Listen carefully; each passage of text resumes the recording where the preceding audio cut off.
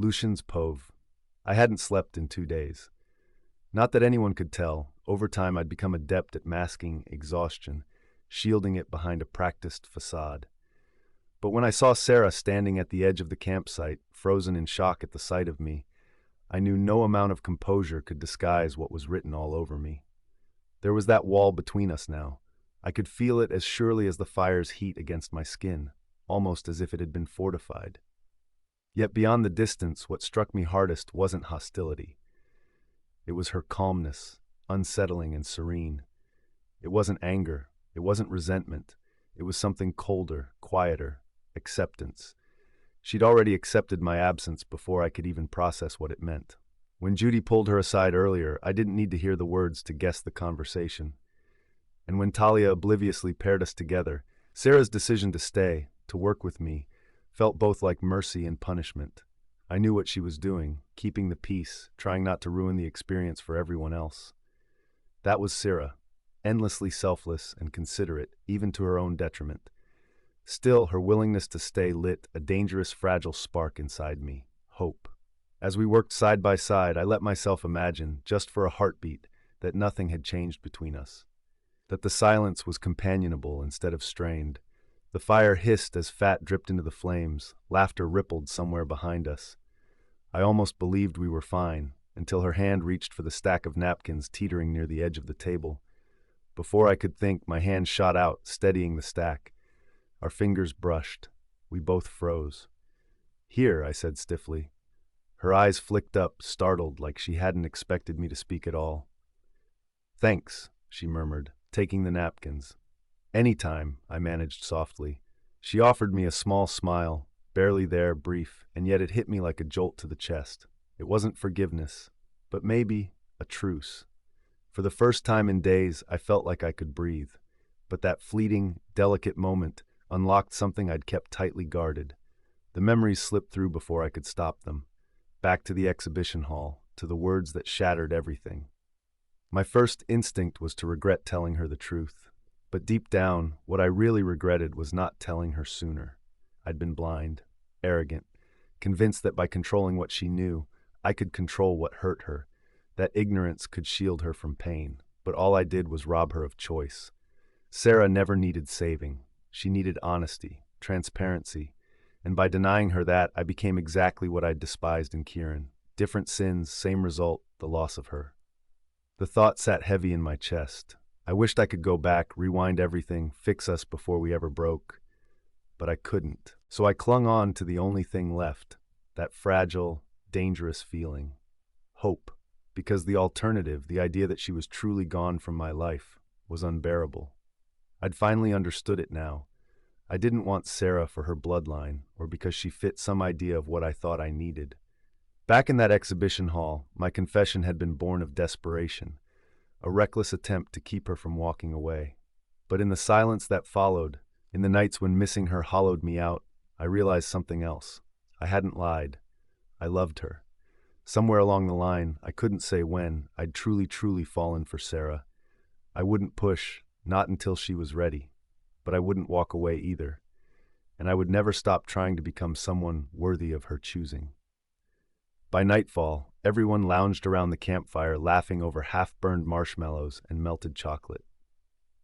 Halfway through eating, Roxy sat up and declared mischievously, "Let's play Truth or Dare." Judy groaned. "What are we, Roxanne, college kids?" "Funny you should say that, Judith," Roxy said, pulling a rectangular box from behind her. "Since I got this from my youngest brother, who is in fact a college kid." She opened the box. "This isn't some amateur hour game. This box has curated cards, challenges, punishments, the works." Sarah arched a brow. "That's elaborate." "Thank you," Roxy said proudly. That was so not a compliment. Judy rolled her eyes. "Oh, come on," Roxy kicked her. "We're doing this and it's going to be fun." Amidst half-hearted groans, the circle formed around the fire, faces glowing orange in the firelight. I sat across from Sarah, close enough to feel her presence, far enough to keep the fragile peace between us intact. Roxy grinned devilishly. "Okay." She set the box down. "The instructions are simple.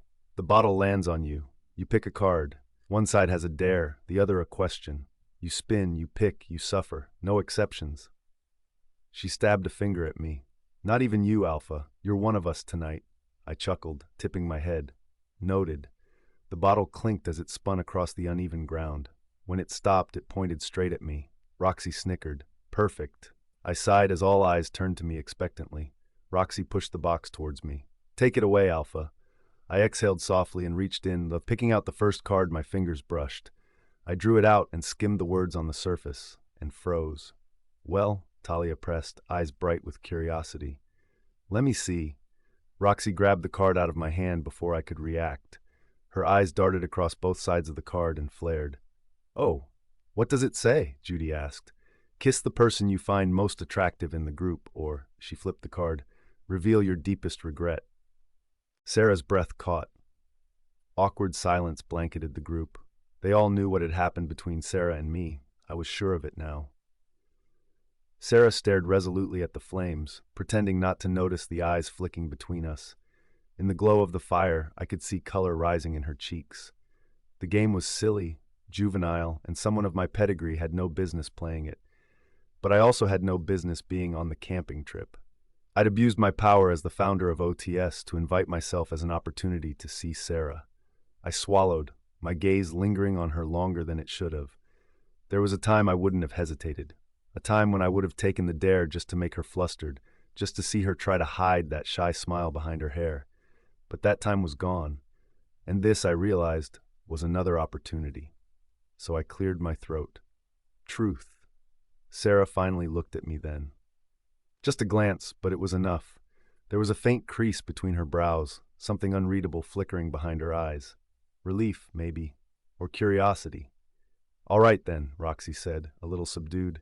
Make it good. What's your deepest regret, Lucien? Even the fire seemed to quiet, crackling low and steady. The group shifted, glances passing silently as they waited for me to answer. I could have given a joke, something safe, something detached. But after everything, the thought of pretending again made my chest ache. So I didn't. My deepest regret, I began, my voice rougher than I intended, was not being honest when it mattered. Seraphina's povie. Lucian's answer lingered in the night air, so charged that even the forest seemed to tense and hold its breath. And he wasn't done. If I'd been honest sooner, if I'd trusted someone enough to share the truth instead of controlling it, maybe things would have been different. Who? Finn's soft voice floated through the air. Lucian's gaze remained steady on the fire, the reflection of its glow flickering in his eyes. Someone who deserved better, he said quietly. Someone I hurt because I thought I was protecting her. No one spoke. The usual easy laughter that had filled the campsite faded into a kind of reverent silence, broken only by the sharp crackle of flames. But even the fire seemed to burn quieter, its orange glow painting everyone's faces in thoughtful light. I'd half expected Lucien to say something cryptic or charming, the kind of polished line alphas often use to save face. But this wasn't for show. The weight in his voice, cautious, regretful, carried an honesty that wasn't performative. He wasn't saying it for sympathy or attention. He was owning it. A lump formed in my throat. I knew I shouldn't read into it, shouldn't assume every regret he voiced was about me, but every syllable seemed to carve a path straight through my defenses.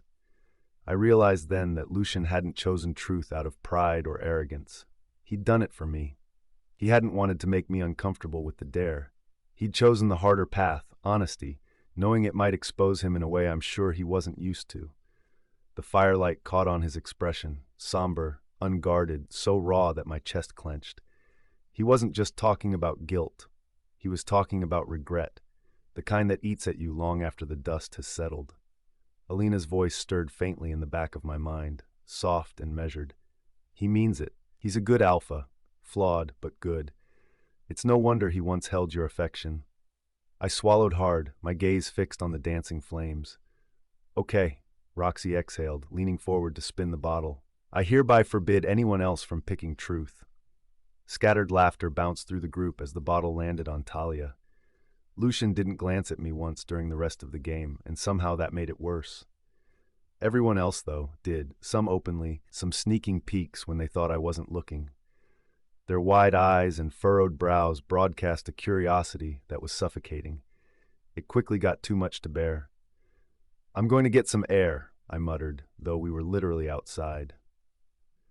Judy gave me a knowing look, but didn't stop me as I stood, brushing ash and cracker crumbs from my shorts, and walked a few paces toward the lake. The night air was cool, the scent of pine fresh and centering. I didn't realize how shallowly I'd been breathing until I was away from the firelight, and cold, fresh air filled my lungs with a deep breath. A minute later, I heard footsteps behind me, and I didn't need to turn to know who they belonged to. Did I say too much? Lucian's voice broke the quiet, careful, and hesitant. I turned.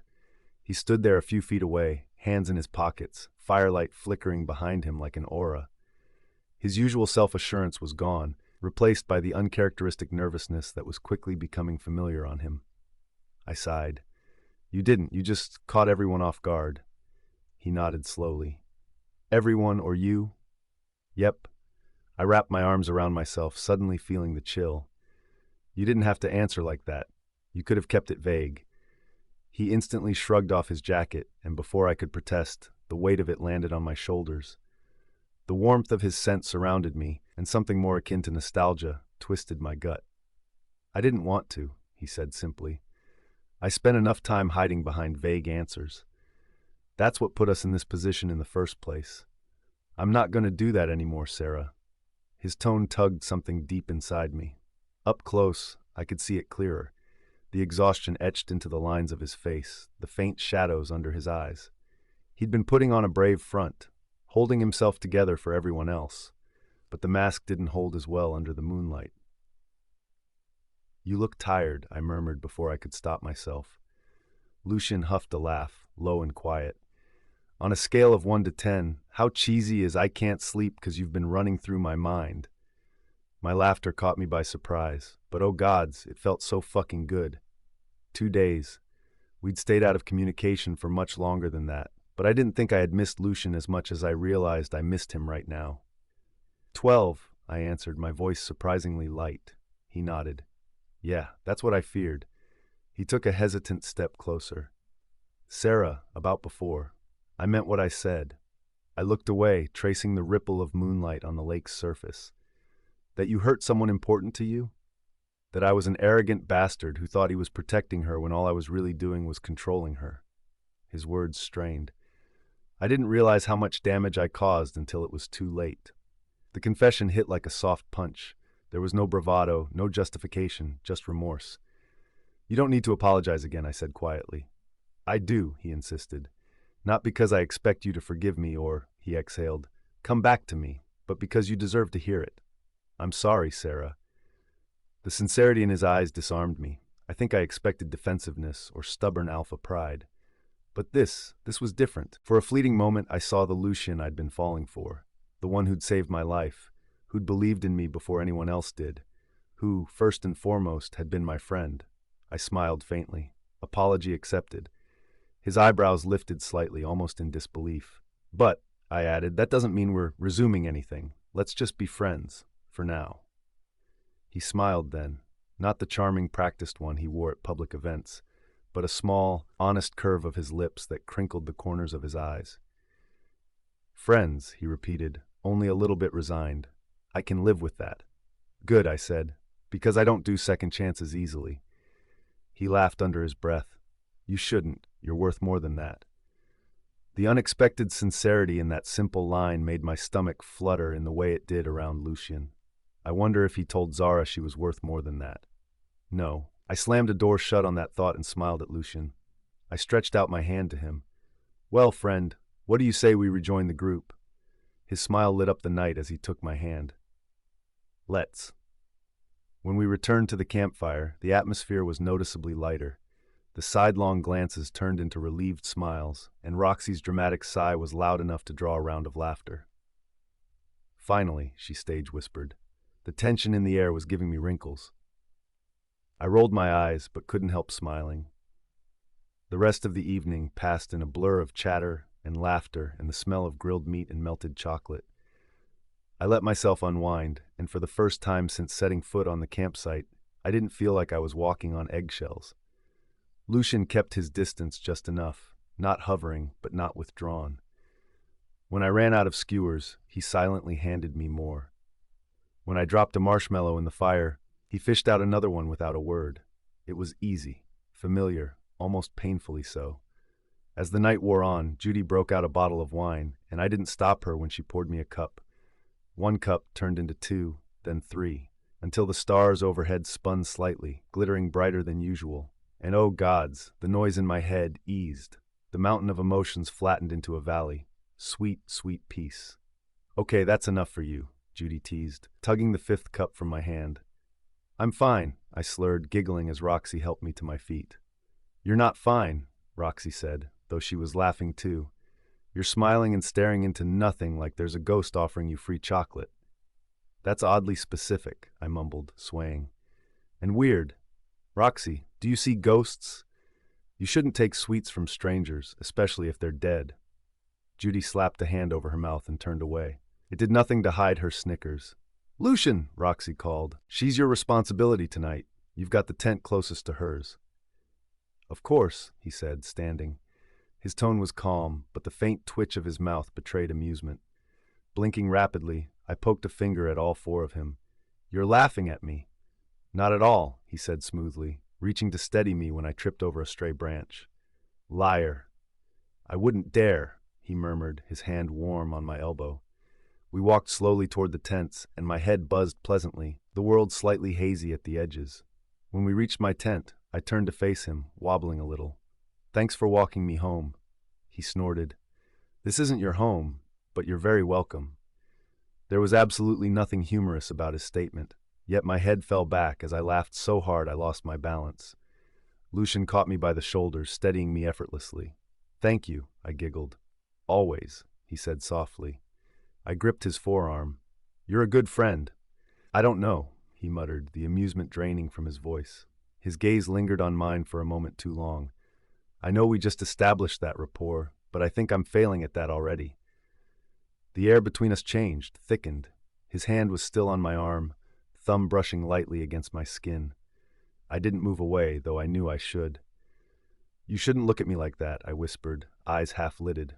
Like what? Like you want to kiss me. He exhaled slowly, a small, crooked smile touching his lips. Can't help it. You make it hard not to. My heart skipped. For one terrifying second, I thought I might let him, but the haze cleared slightly, just enough for a bit of clarity to come shining through. I steadied myself, gently pressing a hand against his chest. Friends don't kiss, I said. His laugh was quiet, rough around the edges. Then what do friends do? I smiled sleepily. They hug? And before he could respond, I looped my arms around his neck and hugged him. He froze for half a heartbeat, then exhaled and wrapped his arms around me, warm and steady. It wasn't romantic, it wasn't supposed to be, but I liked it. I liked it a lot. When I finally pulled back, he looked like he wanted to say something, but stopped himself. Good night, Lucian, I murmured. He nodded once, that small, restrained smile still on his face. Good night, Sarah. As I crawled into my tent, I caught one last glimpse of him standing there under the starlight, silent, thoughtful, and maybe, just maybe, a little hopeful. I fell asleep as soon as my head hit my pillow, cocooned by the fragile possibility of something that might someday be worth rebuilding. Celeste's Pof, cold. That was the first thing that tore through the fog in my head. Not the sharp bite of winter air, but a damp, stale chill that crawled under my clothes and clung to my skin. My body jerked, and metal rattled with the movement. I realized my wrists wouldn't move. They were held in place by cool iron. What? My lashes fluttered open, my vision blurry. For a moment I thought I was still in the hotel suite. The silk sheets, the glinting chandeliers, Brett's flat voice twisting through my mind like a cruel dream. But hotel suites didn't smell like this. Rust and gasoline and sweat and urine. My surroundings came into focus. With it came cold, heavy dread. I wasn't in a bed. I was sitting on a metal floor, corrugated, ridged, rocking slightly beneath me as if I was moving. A truck. I was in a fucking truck. I blinked, taking in the space. It was dimly lit by slivers of light seeping through the cracks of the shuttered back doors. Harsh shadows flickered with every bump in the road. The ceiling was low. My knees were bent awkwardly to my chest because there wasn't room to stretch out. My wrists were shackled together with thick cuffs connected to a chain bolted to the floor. Something heavy weighed down my ankles, too. All around me, huddled shapes moved with weak, trembling breaths. Women, girls, some barely more than kids. They all wore collars around their necks, chains rattling with every shift. Their faces were streaked with grime and tears. Some stared blankly ahead like their souls had already checked out. A strangled cry scraped free from my throat, raw with panic. My neck was weighed down by a collar of my own. "No," I whispered, my voice hoarse. "No, no, no." Panic hit me like a tidal wave. I yanked at the shackles on my wrists, metal cutting into skin. "Hey! What is this? Let me out! Let me!" A boot slammed into my ribs so fast I didn't even see it coming. The air whooshed from my lungs as my body crumpled sideways, my vision exploding into bright white stars. Pain flared like fire beneath my skin. "Shut the hell up," a gruff male voice snarled. A shadow loomed above me, and I had to blink the stars away to take him in. He wore a dark jacket and was heavily built, his features hard and cruel in the dim light. The other women shrank back. I gasped, struggling to pull in air. Shock and fury warred with disbelief. "Do that again," I rasped, rage lacing every word, "and my fiancé will." A sharp crack split the air. Something lashed across my arm. Whip, belt. Gods, it burned, tearing my skin with a sting so vicious I screamed before I could stop myself. "Watch her face, dumbass," another voice barked from the front of the truck. "Pretty ones get better prices. Don't mess up the goods." Goods, goods. The word rang in my skull like a sick joke. A shudder racked me. I was shaking, paralyzed, lungs spasming in frantic, useless gulps. One of the girls beside me whimpered silently, shoulders jerking. The man who had struck me snorted and stepped back. "That's better," he muttered, satisfied now that I'd gone quiet. My heart hammered in my chest, a wild, chaotic rhythm that had nothing to do with the cold. Goods. No, no, absolutely fucking not. I'm not. My voice quivered. I swallowed the sting of tears, forced more volume. "I'm Celeste Lockwood, daughter of Edward and Margaret Lockwood of Frostbane Pack. My fiancé is Alpha Kieran Blackthorn of Nightfang Pack. If you don't let me out of these chains right now—" Laughter. Harsh, mocking laughter. "You hit her too hard, asshole," someone else I couldn't hear muttered, amusement ringing in his voice. The man who'd hit me spat on the floor. "Oh, sure, princess," he sneered. "And I'm the king of the council." That sent them into another fit of raucous laughter. "Are you hearing me?" I hissed, more pissed off than scared now. "I am fucking royalty!" "There is no royalty here," another chimed in lazily. "Only mutts, omegas, and wolfless filth no one gives a shit about." My voice trembled with fury. First I'd been kidnapped, and now I was being classified with fucking filth. "I'm not an omega, I'm not wolfless. I am delusional, sweetheart," he chuckled. "You're delusional. You fucking—" The truck lurched violently as it hit a bump, pitching us sideways. My wrists ached as the chains held me in place. "Pathetic," he snorted. My tongue felt thick in my mouth. Sweat trickled down my back despite the cold. They didn't believe me. Or worse, they didn't care. I tried to push past panic and think. Okay, what did I know? I remembered the hallway, chasing Brett, the elevator doors closing, then arms grabbing me, hand over my mouth. No chance to scream, no scent to latch onto because Karis was sealed. A tremor rippled through me. If she weren't locked away, if the bond between us weren't muted, maybe I would have felt the danger sooner. Maybe I could have fought back, but I'd caged her, smothered her voice until she barely even scratched against the inside of my mind anymore. Brett's voice from earlier sliced into my thoughts like a hot blade. "Stop keeping Karis locked away like she's some inconvenience you wish never existed." Panic wavered. Guilt slithered in. No. I tossed that panic aside with a savage will. I refused to break here. I refused to become like the hollow-eyed girls around me. Think, Celeste. You are a Lockwood. You were raised for power, taught how to survive politics, mind games, social warfare. But this wasn't politics. This was chains. Flesh, fear, real danger. The truck slowed suddenly. My breath hitched. A murmur rippled through the girls around me. Small, broken sounds that were more like sobs swallowed by fear. The guard hit the metal wall twice. "We're here! Here!" Where the hell was here? One of the doors creaked. I instinctively squinted as light spilled in, blinding after the darkness. As footsteps approached, I straightened, forcing my spine stiff despite the burning pain in my ribs. My wrists throbbed where the metal bit into my skin. I didn't know where I was being taken. but a cold truth whispered through me with bone-deep certainty. This was the beginning of something monstrous. Margaret's povee. Ethan was rolling his shoulder when I walked into the Frostbane training hall, still damp with sweat from sparring. The other pack members were dispersing, exchanging lazy jokes as they filed out. As they passed, their heads bowed in deference to their Dowager Luna. Normally, I would return the gesture with grace, but I was too agitated to give more than a distracted nod. Outside, there was a chill in the early evening air, but here it was warm with exertion, laughter, and pack-bonded ease. But ease wouldn't settle in my chest. My heart had been beating wrong for days, uneven, out of sync. Ethan glanced over when he sensed me, and his brow arched slightly. "Mom?" His voice was soft, his posture relaxing. "I need to talk to you." I tried to sound steady, failed. He frowned slightly. "Give me 5 minutes to shower." He glanced behind me at the wall clock. "I have a date with Maya. She'll kill me if I'm even a minute late." I attempted a smile. Failed again. It brought me nothing but joy that my son had found his fated mate. But right now I couldn't bring myself to care about her. "This won't take long." He hesitated, then stepped closer, towel draped over his shoulder. Up close, I could see the bruise blooming near his collarbone. A sparring accident, probably.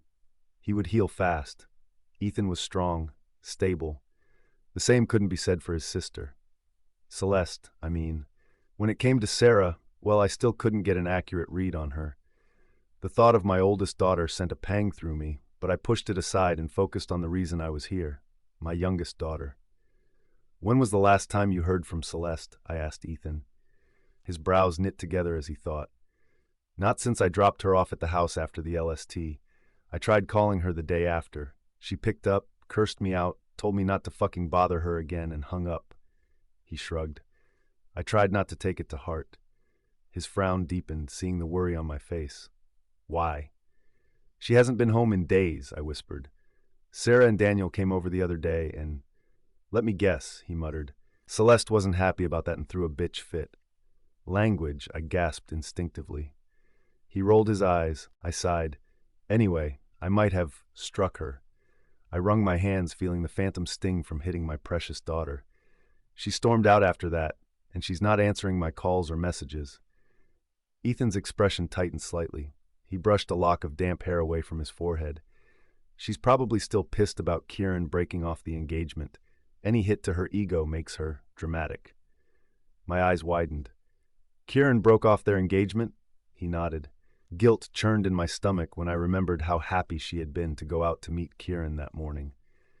Oh, how she must have been hurting when she returned. And why did it feel like I couldn't do right by any of my daughters? I took a breath. My thoughts had circled uselessly for hours.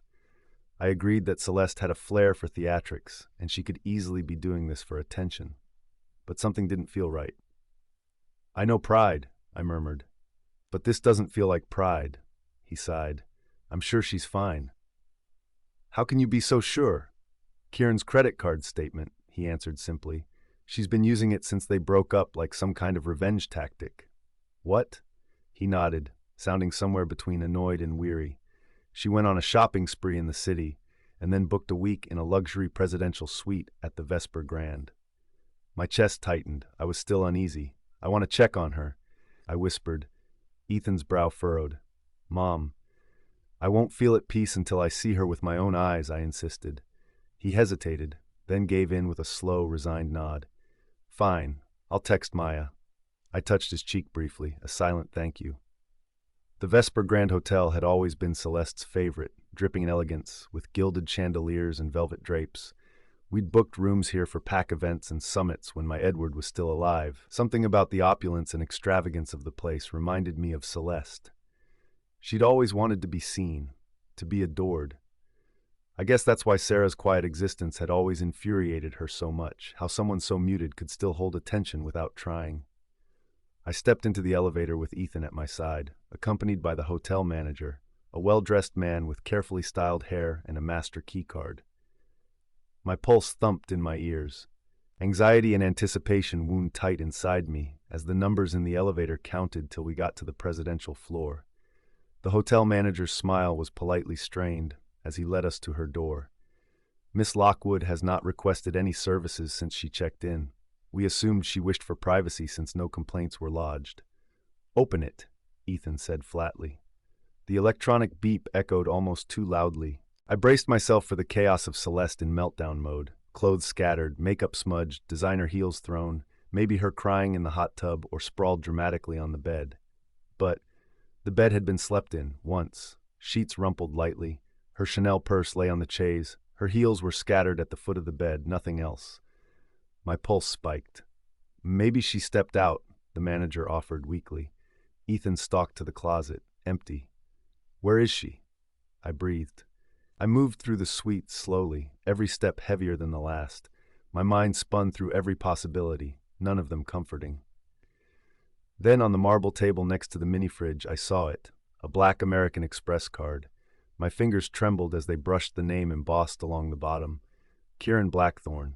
She wouldn't willingly leave this behind. Ethan's voice was low, tight. Mom. My breathing came faster. The room blurred. I pulled out my phone with numb fingers and dialed Kieran. He answered on the second ring. Margaret? I cut to the chase. Are you certain Celeste checked in at the Vesper Grand Hotel? My voice shook. He paused, likely thrown off by the raw panic in my tone. Yes, like I told Ethan, the reservation was charged to my card. Why? She's not here, I whispered. She's gone, Kieran. Serafina's Peau Vive.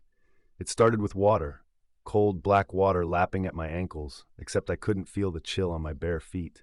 Then came the sound, a steady drip, drip, drip. Each drop echoed like it fell into a deep, hollow basin. The air fogged before me, misty and uneven, yet I couldn't feel myself breathing. My feet were moving, but I wasn't in control of them. I didn't fight it. I let them lead me forward until the fog parted, revealing a narrow stairwell lit by a flickering bulb. The metal steps groaned as I descended, my pulse quickening, each breath heavier than the last. Then I heard it, whispering, or muttering, humming. The sound was strange, warbled, like it came from someone who had forgotten what a voice was supposed to sound like. The basement came into view, dim and cold, water puddled in some corners, chains hung idly along one wall, and in the far darkest corner, Celeste. Or at least a warped version of her. Her once glossy hair now hung in tangled clumps around her face like wilted vines. Her cheeks were sunken, her collarbones jutted out, angular and too defined. She wore a torn dress shirt, filthy and shredded near the hem. Bruises, old and fresh, painted her skin. The air lodged in my throat. Celeste? My voice echoed in the empty room. I reached out, only to find I couldn't get closer. My body wouldn't move now. She didn't look up. She just curled tighter around herself, rocking, knees pulled against her chest like a frightened child hiding from monsters. Celeste! I tried again, panic lacing each syllable. It's me, Sarah! She flinched, hugged herself tighter. Celeste, look at me, I whispered, voice cracking. Slowly she did. I swallowed a sharp gasp. Her eyes, gods, not angry, not smug, not cold, not like I was used to, just empty. As if everything she was had been drained through a crack somewhere I couldn't see. Her chapped lips moved, barely forming two silent words. Help me. My entire body seized with horror and something I couldn't name, something primal and raw and consuming. Celeste, I screamed. I jolted upright. My lungs seized like I'd inhaled ice. My heart hammered so violently I thought I might be dying. My room was dark, faint moonlight spilling across the floor through the curtains. Then, warmth. Tiny arms wrapped sleepily around my waist. Mom? Daniel's voice was thick and groggy. He still hadn't moved back into his room since he returned, and tonight I was more than grateful for that. Did you have a nightmare? His palm pressed gently over my heart, feeling its frantic rhythm. His brows crinkled. Your heart's beating really fast. I forced a breath in, then another. I smoothed my hand through his curly hair with a trembling exhale. Just a bad dream, I whispered. Even though calling it a dream felt like a misnomer, it had been too real, like I'd been there, breathing in the dampness of that room, tasting Celeste's fear as my own. Want to talk about it? He mumbled, already half asleep again. Did I want to talk about it? Did I want to explain to my young son how terrifying it felt to watch someone as ostentatious and extroverted as Celeste be reduced to that? What the hell was that? No, I murmured, kissing Daniel's forehead. I'm fine. Go back to sleep, baby. He made a sleepy hum of agreement and tucked himself closer to me. I wrapped an arm around him, grounding myself in the steady thump of his little heartbeat. Eventually, I lay back down. I didn't sleep. Morning sunlight seeped through the kitchen windows, soft and golden, like a quiet apology for the night before. Daniel yawned into his oatmeal while I packed snacks for alpha training. He had more than enough to eat at his grandparents' but this felt like my own little contribution. He kept glancing at me. "You're too quiet," he finally said, spoon halfway to his mouth. "I'm always quiet," I shrugged, peeling an apple. "Yeah," he muttered, "but it's that loud quiet when I can literally hear your thoughts." I paused. I couldn't help it. I smiled a little. "You're way too observant for your own good." He grinned. "Yep." This time I actually laughed, gently slicing into the apple. "Just hurry up and finish your breakfast." He shoveled another bite in, exaggeratedly fast, making a face like he was doing me a heroic favor. I rolled my eyes fondly and nudged his water toward him. "Chew, Daniel. I'm raising a wolf pup, not a gremlin." He snorted into his cup. "I can be fast or I can be neat." I shook my head, tucking the apple slices into a container. But he'd done it. My smile lingered. His warmth and light had thinned out the anxiety I'd carried since waking. I was still quiet, but my thoughts were no longer loud and chaotic. I could finally hear the low hum of the fridge and Daniel kicking his feet against the chair leg, offbeat and steady. When he finished, he dragged his bowl to the sink. "Are you picking me up after training?" "Of course," I said, sealing the snack box. "Okay, cool." He hesitated, then stepped closer. "And you're okay, right?" I inhaled slowly. "I will be." Daniel didn't say anything, just nodded like he believed me. Then he hugged me, quick and clumsy, and ran off to get his boots before I could tighten my arms around him and never let go. I stood there a second longer, fingers still lightly pressed against my ribs where his arms had been. Then I exhaled, grabbed the snack box, and followed him out into the quiet morning. Maya was already waving at me from the entrance of the spa when I arrived. Her hair was pulled into a sleek bun that was somehow chic even though she was in a hoodie and leggings. "Aren't you a sight for sore eyes?" she said, looping her arm through mine as soon as I was within reach. "Gods, it feels like we haven't hung out in forever." I leaned against her. "I know, I'm sorry." She shrugged. "I get it. I'm just glad that the Queen has deemed it fit to grace the common folk with her presence." "Stop." I laughed as she gave a mock bow. "Seriously, though, missing you sucks." She tightened her hold on me. "Let's never be apart again." I smiled. "Deal." We walked through the softly lit lobby, passing a row of women in white robes sipping cucumber water. The scent of lavender drifted through the air, easing the residual tension in my muscles. "You look tired," Maya said lowly as we checked in. "I didn't sleep well." She narrowed her eyes, her sharp gaze assessing. "Shit's been going on." It wasn't a question. I exhaled. "Like you wouldn't believe." She cocked her head. "My first instinct is to wring the details out of you like a sponge," she said. "But something tells me to wait till after we're all massaged and pampered." I smiled faintly. Maya's presence, coupled with the promise of heavy pampering, was already making me feel better. I would much prefer that, thank you. As we settled into the tea lounge, awaiting our massage appointments, two loud voices floated across the room. "I swear they're stalking us," Maya muttered, glaring ahead. "They know when we come to the spa and align their appointments accordingly." I followed her gaze and sighed. Emma and Abby. But my fingers tightened around my teacup. Celeste wasn't with them. "I'm just saying," Abby was saying, twisting her fingers anxiously. "Celeste missing 2 consecutive facials is like unheard of." Emma nodded. "Her skin is a finicky bitch. It can't go long without being pampered." "I want to remind her," Abby whispered. "But last time I did something like that, she said if I nag her like a desperate maid again, she'll throw my phone in a river." Emma hummed thoughtfully. "Yeah, she hates reminders. She thinks it's an insult to her intelligence or some bullshit like that." She sighed dramatically. "Besides, it doesn't even matter. She's ignored literally every text I've sent her." "You think she's still mad about the LST?" Abby asked. Emma scoffed. "Well, the sun rose this morning, so yeah." My grip on the cup tightened so much that I heard a crack. "Lovely," Maya muttered beside me. "Ethan just pushed back our date so you and I—" She paused, noting my demeanor. "Hey, relax." She leaned in. "You're not really worried about her, are you?" Logic, common sense, everything dictated that I shouldn't spare Celeste a single idle thought, let alone concern. I shrugged, but my shoulders felt too tight. It's odd, though, isn't it? Celeste was borderline religious about her beauty routines. Skipping an appointment was strange. Skipping two, practically alarming. Maya rolled her eyes. She probably hasn't left her house since the LST meltdown, and rightfully so. That was embarrassing as fuck. House call beauticians exist for a reason. She's too vain to let her pores suffer. That should have made sense. It did make sense. So why did I still feel uneasy? My dream flickered behind my eyelids. Celeste's sunken face, the bruises, the chains I couldn't see but somehow knew were there. I blinked hard and brought my cup to my lips. Except my hand shook. The porcelain slipped from my fingers.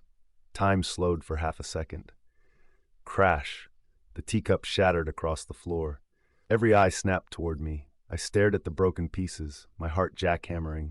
Too fast, too loud. "Sarah?" Maya's concerned voice sounded as if it were coming through a vacuum. "I'm fine," I said quickly. "Just slipped." One of the attendants rushed to clean it up. "I'm so sorry," I whispered. "That's okay," she gave me a customer-friendly smile as she gathered the shards. "I'm not usually clumsy," I rambled, reaching down to help. "I'm so sorry."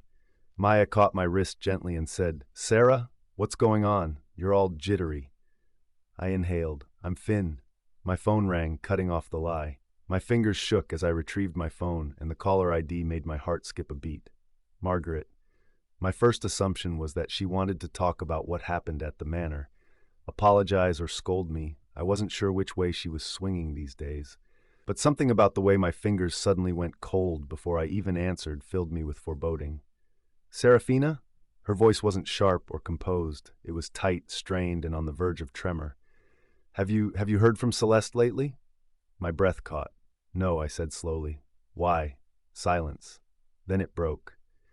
"She's missing," my mother whispered, voice cracking like porcelain under pressure. Ice filled my veins. Kieran's Pov. Margaret's voice still rang in my ears long after the call ended. Ragged, breathless, the sound of a mother who just had the floor ripped out from under her. "She's gone, Kieran." For a moment, I just stood there with the phone pressed to my ear, heartbeat thudding in my chest like it was trying to claw its way through my bruised ribcage. Gone. Rationally, I told myself Celeste was being dramatic, impulsive. This could have been another act, another ploy for attention, her way to punish us for not revolving around her grief. That didn't stop me from bolting out of my office and driving through the streets of LA like a madman. Ethan and Margaret were in the hotel lobby when I arrived. Jaw locked, shoulders tense, he stood with an arm around her like he was trying to physically keep her from falling apart while she clutched Celeste's purse like a lifeline. The manager kept glancing between us nervously as he repeated the information for what sounded like the 10th time. "Yes, Miss Lockwood checked in a week ago." "Yes, there are logs of her entering and leaving the building." "No, we haven't seen her in a while. We were under the impression she didn't want to be disturbed." I went to see her room for myself. It was just like Margaret had described it. Barely disturbed sheets, no bags, clothes, or cosmetics. Records said she's been in and out of the hotel. My transaction alerts said she'd been in and out of department stores and spas, but her room told a different story. The inconsistency reeked. I gripped the dresser so hard my knuckles went white. A coldness seeped into me, slow and biting. This wasn't just a tantrum. Something was wrong. When we returned to the lobby, Ethan sat Margaret down on the sofa. He placed a hand on her shoulder comfortingly, but his expression was tight. "This is my fault," Margaret said suddenly, wrapping her arms around herself. "That day I slapped her, I screamed at her. I told her she was selfish and ungrateful. I have never hit my child before. I was just so angry." Her voice cracked and dissolved into a breathless sob. Ethan crouched down and untangled her arms, taking her shaking hands in his. "No, Mom, this is on me.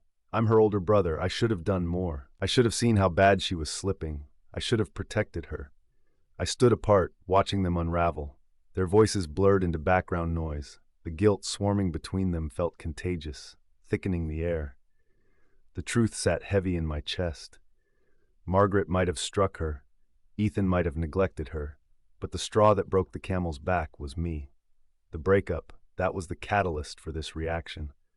I had detonated Celeste's illusion of control, shattered her dreams of becoming my Luna, and most likely driven her over a cliff. But I couldn't bring myself to regret my decision, not even in light of her disappearance. Still, I couldn't deny she wouldn't have spiraled this far, this fast, if I hadn't ended things. So I had to take responsibility. "I'm already mobilizing a search," I said finally, tone firm as I typed out instructions to Gavin. "Nightfang trackers are being briefed. We'll scan city perimeters and neighboring territories. I'll deploy every resource I have to find her." Ethan snapped his head toward me. "No." Margaret looked up, and we both shared the same startled expression. Ethan stood, shoulders squared, his expression hardened into something sharp. "You don't get to do this now, Kieran. You don't get to play hero, not when you're part of the reason we're here." I held his stare. In this moment, he wasn't my best friend. He was Celeste's brother. "Regardless of how you feel about me," I said, keeping my voice calm, "Celeste is missing. She could be in danger. And you think I'll trust you to lead a search for my sister after you broke her like that?" Ethan's tone was cold steel. "Ethan, I warned you," he seethed. "I told you from the very beginning that the path you were on would hurt my sisters. You can't possibly put this all on. This is a Lockwood matter." His tone turned cold even though his eyes burned. "We'll handle it. You should leave. You've done enough." Margaret flinched but didn't contradict him. My throat tightened, not with defensiveness, just a heavy, dull ache. Guilt was there, yes. Regret for the fallout, not for the decision, was there too. "I'm not trying to absolve myself," I said quietly. "I just want to find her." "And I'm telling you, leave," Ethan repeated. "And from now on, stay out of our affairs." I sighed. "Ethan, I mean it, Kieran," he cut in. "We might be best friends, but my family comes first, and I won't let it fall apart because of you." I opened my mouth and questioned, maybe to further defend myself, maybe to insist on staying and deploying my resources to find Celeste. I didn't know. Because at that moment, the lobby doors slid open, and every thought blasted out of my head when Sarah walked in. Serafina's Povey. As I stepped into the hotel lobby, tension cinched like a hangman's noose around my neck. Everyone froze at the sight of me, and I forced a small, casual smile, careful not to betray the unease churning inside me. "Hey," I said lightly, though my voice sounded strange even to my own ears. "Sarah!" My mother gasped, relief and surprise mixing in her gaze as she trembled on the sofa. "You came." I turned to Maya, who flanked me like a quiet sentinel, gaze sweeping the scene. "Maya said she was meeting Ethan for a date," I explained, attempting a casual shrug. "She insisted I come along." Ethan's jaw tightened, catching my lie instantly. After all, he'd been the one to send the text to reschedule their date. He arched a brow at Maya, and she mimicked my shrug, not leaving my side. So I said, forcing nonchalance, "What's the deal with Celeste?" I knew I shouldn't be voluntarily entangling myself in what reeked of Celeste drama, but after that dream, I just couldn't rest. It hadn't felt like a dream. Something in that vision, the way Celeste had looked at me, distant and haunted, lodged in my chest. I couldn't ignore it. I just needed to see her with my own eyes, maybe exchange a few catty insults. Then I could move on and keep pretending I didn't have a younger sister. As Ethan filled me in with a clipped tone, my worry dug deeper, like a thorn aimed at my heart. My gut clenched when he finished. Celeste was missing. Her friends hadn't heard from her. Hotel records contradicted the state of her room. Celeste thrived under the spotlight. It didn't make sense for her to just disappear, not willingly at least. I opened my mouth, ready to share my dream, the uneasy feeling that had driven me here. But before the words could leave me, Kieran's ringing phone cut through the tense atmosphere. "Hello?" he answered gruffly. His jaw tightened as he nodded stiffly. "Send the footage." When he hung up, he turned to us. Our eyes locked, and a flash of that night's memories surfaced. Kieran standing outside the house, voice raw with confession and regret, me rejecting him. His eyes, pained and haunted, even as he let me walk away. Guilt stung, unwelcome and stubborn. I buried it instantly, just like I buried thoughts of mate bonds I had no business feeling. "Gavin found something," he said. His voice was strained, like his mind had gone to the same place as mine. Ethan surged forward. "What?" Kieran tapped on his phone. "Airport footage." He held the device out between us, and we all crowded around. The scent of cedar and rain filtered into my lungs, and I had to literally lock my muscles to curb my body's instinct to move closer. The grainy recording showed Celeste walking through a busy airport, dragging a bright pink suitcase behind her. But the gate wasn't quite right. The camera angle didn't quite show her face, and there was a subtle distortion. Frame glitched like someone had tampered with the footage. And her body language. Celeste never just walked. She strutted, preened, flipped her hair, and showed off like the world was meant to stare. Gavin said she boarded a flight to the Maldives, Kieran said when we were done viewing the footage. Mother's hand flew to her mouth. Maldives? She whispered. She must have gone to see Catherine. Ethan frowned. Auntie Kath? The mention of Celeste's godmother was like a splash of cold water, and I resisted the urge to squirm. She was once my mother's best friend. She left the pack to pursue a career in dance and married a wealthy human. Now she toured the world as a renowned dancer. My interaction with her had been limited, but I could still clearly recall the image of her sneer. It was the same as her goddaughter's. I'd never let myself wonder, but Celeste had probably stayed with Catherine during her decade-long self-imposed exile. Evidently, they still stayed in touch, because Mother was quick to dial her number, her trembling fingers betraying every ounce of fear she had held at bay. Each ring stretched like an eternity. Finally, a voice answered, calm but distracted. Maggie, this is a treat. You never call. Catherine, Mother exhaled. Did she reach you? Her words tumbled, breathless. Catherine's tone softened. Yes, she contacted me. Said she needed to visit the beach villa to clear her head. Of course, I told her she was welcome, but I'm currently on a world tour, so I haven't actually seen her. You should call the villa directly. I'll send the number now. Mother exhaled. Thank you, Catherine. The time it took Catherine to send the number felt like another eternity. And then, Celeste appeared on the screen, reclining on a white chaise. Oversized sunglasses masked her eyes, their dark lenses catching the reflection of turquoise waves behind her. A soft, almost taunting smirk curved her lips, the kind she wore when she wanted the world to think she was untouchable. The sun kissed her skin in a golden sheen, illuminating the faint, crescent-shaped birthmark on her shoulder, unmistakable proof it was her. I leaned in before I even realized I'd moved, my chest tightening with a mix of relief and something far more complicated. Mother, she said, voice calm, measured. Celeste, Mother gasped. We've all been worried sick. What happened? She looked uninjured, composed, effortlessly serene, like she hadn't just taken everyone on a fucking emotional roller coaster. Classic. I needed some time. Celeste shrugged, one perfectly manicured hand lifting lazily to adjust her shades. Some space to think. I'll come back after I've cleared my head. Mother's shoulders slumped as relief flooded through her. She nearly collapsed, and Ethan stepped forward instinctively, placing a hand under her elbow to steady her.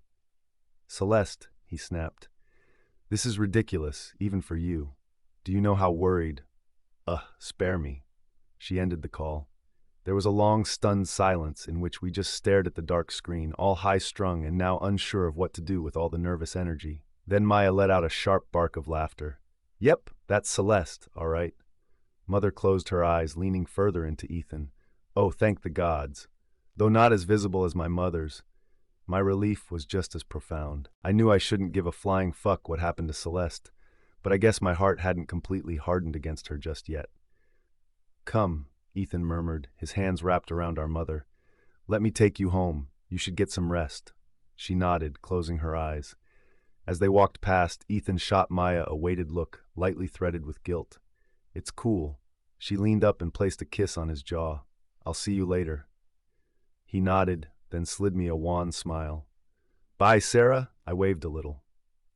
Bye, Ethan. He didn't spare Kieran a glance before he walked out. The glass door slid shut behind them, leaving the air oddly hollow, like the room hadn't caught up to the fact that the crisis was over. Well, Maya said, I could use a massage now more than ever. You still up for the spa? I smiled. I have to go get Daniel, but how about afterwards? We validate the existence of house-call beauticians. She laughed, throwing an arm over my shoulder. Perfect. We turned away, ready to leave the latest installment of Celeste's drama behind. but I stopped when something warm and firm closed gently around my wrist. My breath caught. Slowly, I turned back. Kieran stood there, expression strained, jaw clenched like he was holding back too much at once. His fingers loosened but didn't fall away entirely, hovering at the edge of touch. "Sarah," he said, voice rough, gravel-edged, "can we talk?" Serafina's Pove. The last thing I wanted to do with Kieran was talk. I still hadn't fully recovered from the last time we'd talked. The sensible thing would have been to pull my hand out of his grip, back away. End this before we repeated that night in my driveway, right here in the very fancy hotel lobby. But, and there it was, that hesitation, that tiny niggling thread that, for some inane reason, still tethered me to Kieran, making it impossible to step away completely. I fucking hated it. I didn't realize how long I just stood there, my chest tight with indecision, until Maya's soft touch brushed my free wrist. "I'll be in the car," she murmured. She glanced between me and Kieran with a loaded look that told me I was in for an interrogation after this. Whatever this was, Maya slipped towards the exit, which left me standing in front of Kieran, his fingers still lightly curled around my wrist. "I just want to talk," he said. His voice was lower than usual, rough at the edges, heavy with that same desperation I'd heard that night in my driveway. "The last time we talked didn't go so well," I said, my voice softer than I wanted it to be. A muscle ticked in his jaw. "Yes, but this is nothing like that, I promise."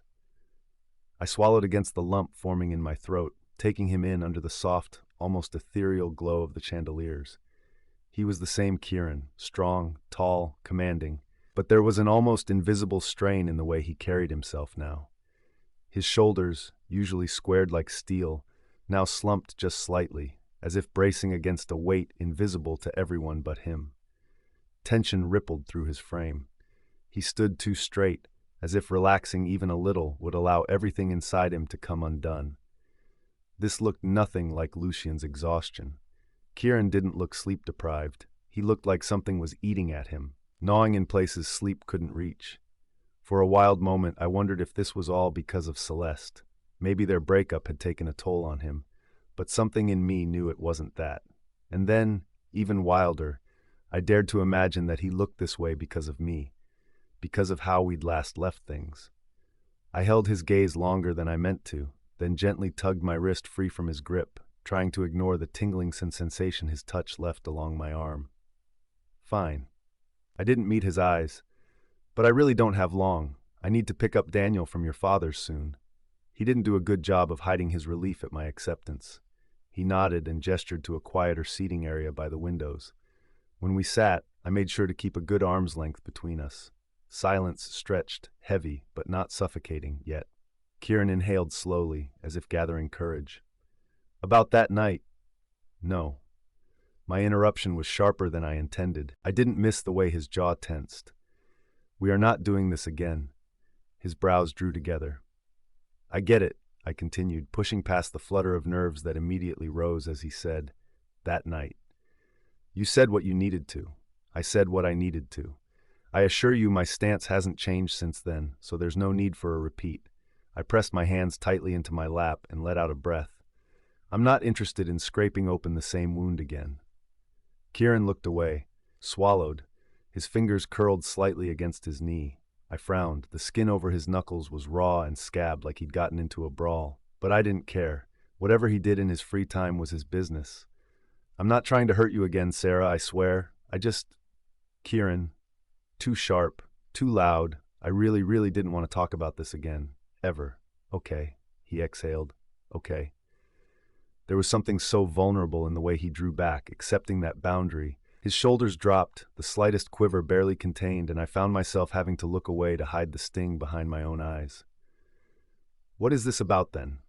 I asked finally, careful to make my voice a little gentler. "It's about Daniel." Immediately I stiffened. "What about him?" He hesitated just long enough to make my pulse tick louder. "As you know, my father started his alpha conditioning and early training while they were on the island." I clenched my teeth. "Yep." He sighed. "He should have asked for your permission before he did that." "I bet he asked for yours." My tone had gone sharp again. It wasn't a question. His silence confirmed it.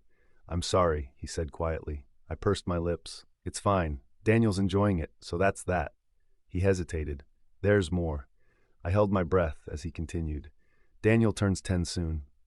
I'm aware of my son's birthday, thank you very much. He rolled his eyes. Something about that movement eased the trapped breath out of my lungs. It was so natural. Annoying, definitely, but my parents want to hold an heir ceremony for him. I stared. The words didn't compute for a full 5 seconds. An heir ceremony? At 10? He held my gaze steadily. Yes. I let out a breath that wasn't quite a laugh. You're aware most packs wait until a wolf manifests, right? Even then, they wait until that wolf stabilizes. Declaring an heir too early, especially one who hasn't shifted, is risky. I know. I swallowed back the first snap of anger that tried to climb up my throat. You know. And you're okay with this? He nodded silently. What's the rush? Daniel has always been my chosen heir, Sarah. Kieran's voice didn't waver, and neither did his gaze. That has never changed, and it never will.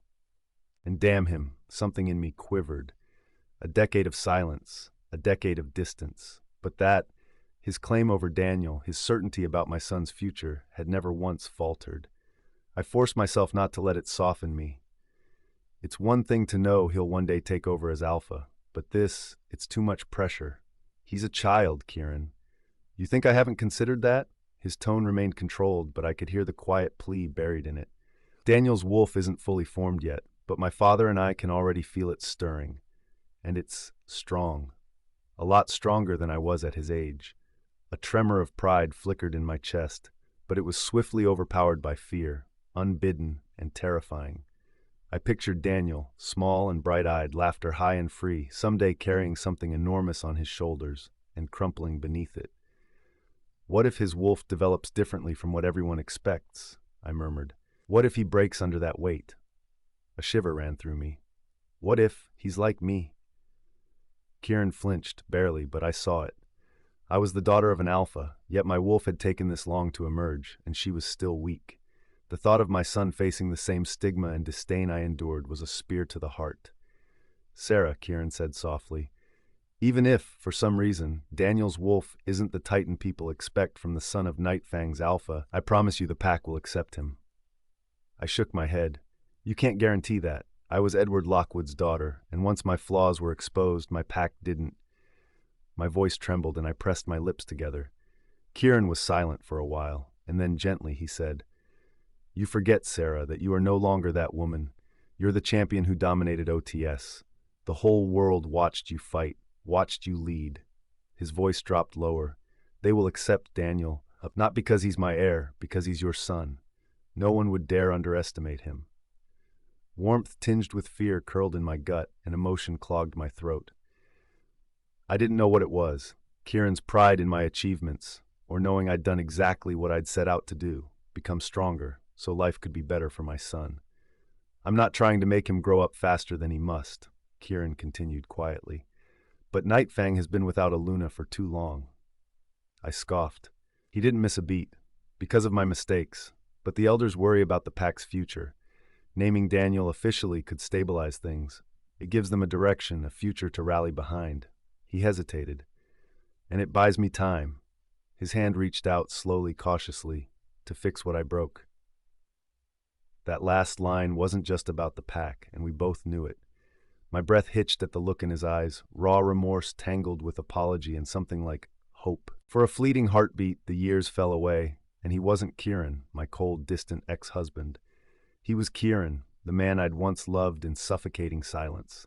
But that heartbeat passed, and a decade of pain flashed through me like lightning. I blinked, pulling away, metaphorically and physically. Kieran's hand hovered in the air between us. A small, almost imperceptible crack flickered through his expression before he schooled it. He nodded once, slowly, as though accepting a verdict. He pulled his hand back. I'm not asking you to agree now, he said quietly. Just think about it. He reached into his pocket and pulled out a small black velvet box, holding it with a reverence that made my pulse twist. This is the heir's ring, he said. I wore it at my heir ceremony. I want you to give it to him if he's ready. I had taken the box from him before I even realized my hand was moving. It was heavy in my hand, not just in weight, but in meaning. Two versions of Daniel played side by side in my mind like a slideshow. His face lit up with excitement and awe at the honor, and then confusion, fear, blame, if expectations didn't match reality. But Daniel wouldn't be a child forever, and if, in a bid to keep him protected, I ended up hurting him, I would never forgive myself. "It's his choice," I said softly. "We'll do whatever he wants." I looked up at Kieran. "It's his choice," I repeated. "Promise me, Kieran." He nodded immediately. Relief, muted, tired, but relief nonetheless, flickered in his eyes. "I promise. I would never make him do what he doesn't want." I stood. The ring box felt too warm in my palm. "I need to go." He rose as well, but didn't move. Didn't reach for me again as I turned away. "Sarah," he said quietly, voice unsteady, "I know you don't want to hear it, but I'm sorry. For everything. And I'm grateful. For Daniel. For you being his mother." Every syllable scraped against that damn wound I didn't want to touch. I didn't look back. Serafina's Pov. Even after Maya's car pulled away from the hotel parking lot, the glow of the chandelier still lingered in my mind like a dream I hadn't fully woken from. More specifically, Kieran's face, and the way his voice had when he said it, "I'm grateful for you being his mother." It wasn't just sadness. It wasn't just guilt. It was something raw, vulnerable, like he was revealing broken pieces of himself, pieces I'd never known existed. I turned to the window, pressing my temple against the cool glass as the city lights streaked by like blurred constellations. I had walked away, calmly, dignified. I hadn't cried, I hadn't yelled, I hadn't wavered. I should have felt victorious. So why did a small, traitorous part of me ache at the memory of that desperate hope dying in his eyes when I pulled away? "Okay," Maya said after a few minutes of silence, her tone deceptively casual. "I really want to give you time to pan out this brooding music video vixen you're playing at. But I'm scared that if you go too deep into your head, I won't be able to get you out." I blinked, dragged from my spiraling thoughts. Maya was driving with one hand, eyes cutting to me in suspicion. Her other hand lay palm open on the console between us. I didn't even have to think about it before I slid my palm against hers and intertwined our fingers. "I'm fine," I lied. "Bullshit," she replied cheerfully, squeezing my hand. "Your talk with Kieran lasted a little too long for a quick chat, but too short for hate sex. Start talking." I gaped at her. "Why would hate sex even cross your mind? Actually, never mind." "So," she pressed, glancing at me again. "What happened?" I sighed. I wanted to talk, not just about Kieran or the brief Lucian sutrep I gave Judy, but everything. The whole mountain of emotional warfare. The longer I kept it in, the more my chest felt like it was filling with cotton and fire all at once. And there was no one I wanted to hear it more than Almighty Maya Cartridge. And because Maya was Maya, she knew when to push and when to wait. Tonight she waited until I started talking, and talking, and talking, and talking. I told her everything. I told her about the family amusement park. I told her about dinner with Lucian, the conversation after, the conversation at the OTS exhibit. I told her about my mother's house. I told her how Kieran had shown up outside my house afterward, heart on display. His desperate confession, his apology, his claim of a mate bond I didn't want to acknowledge. I told her about my rejection, the way I'd walked away without looking back.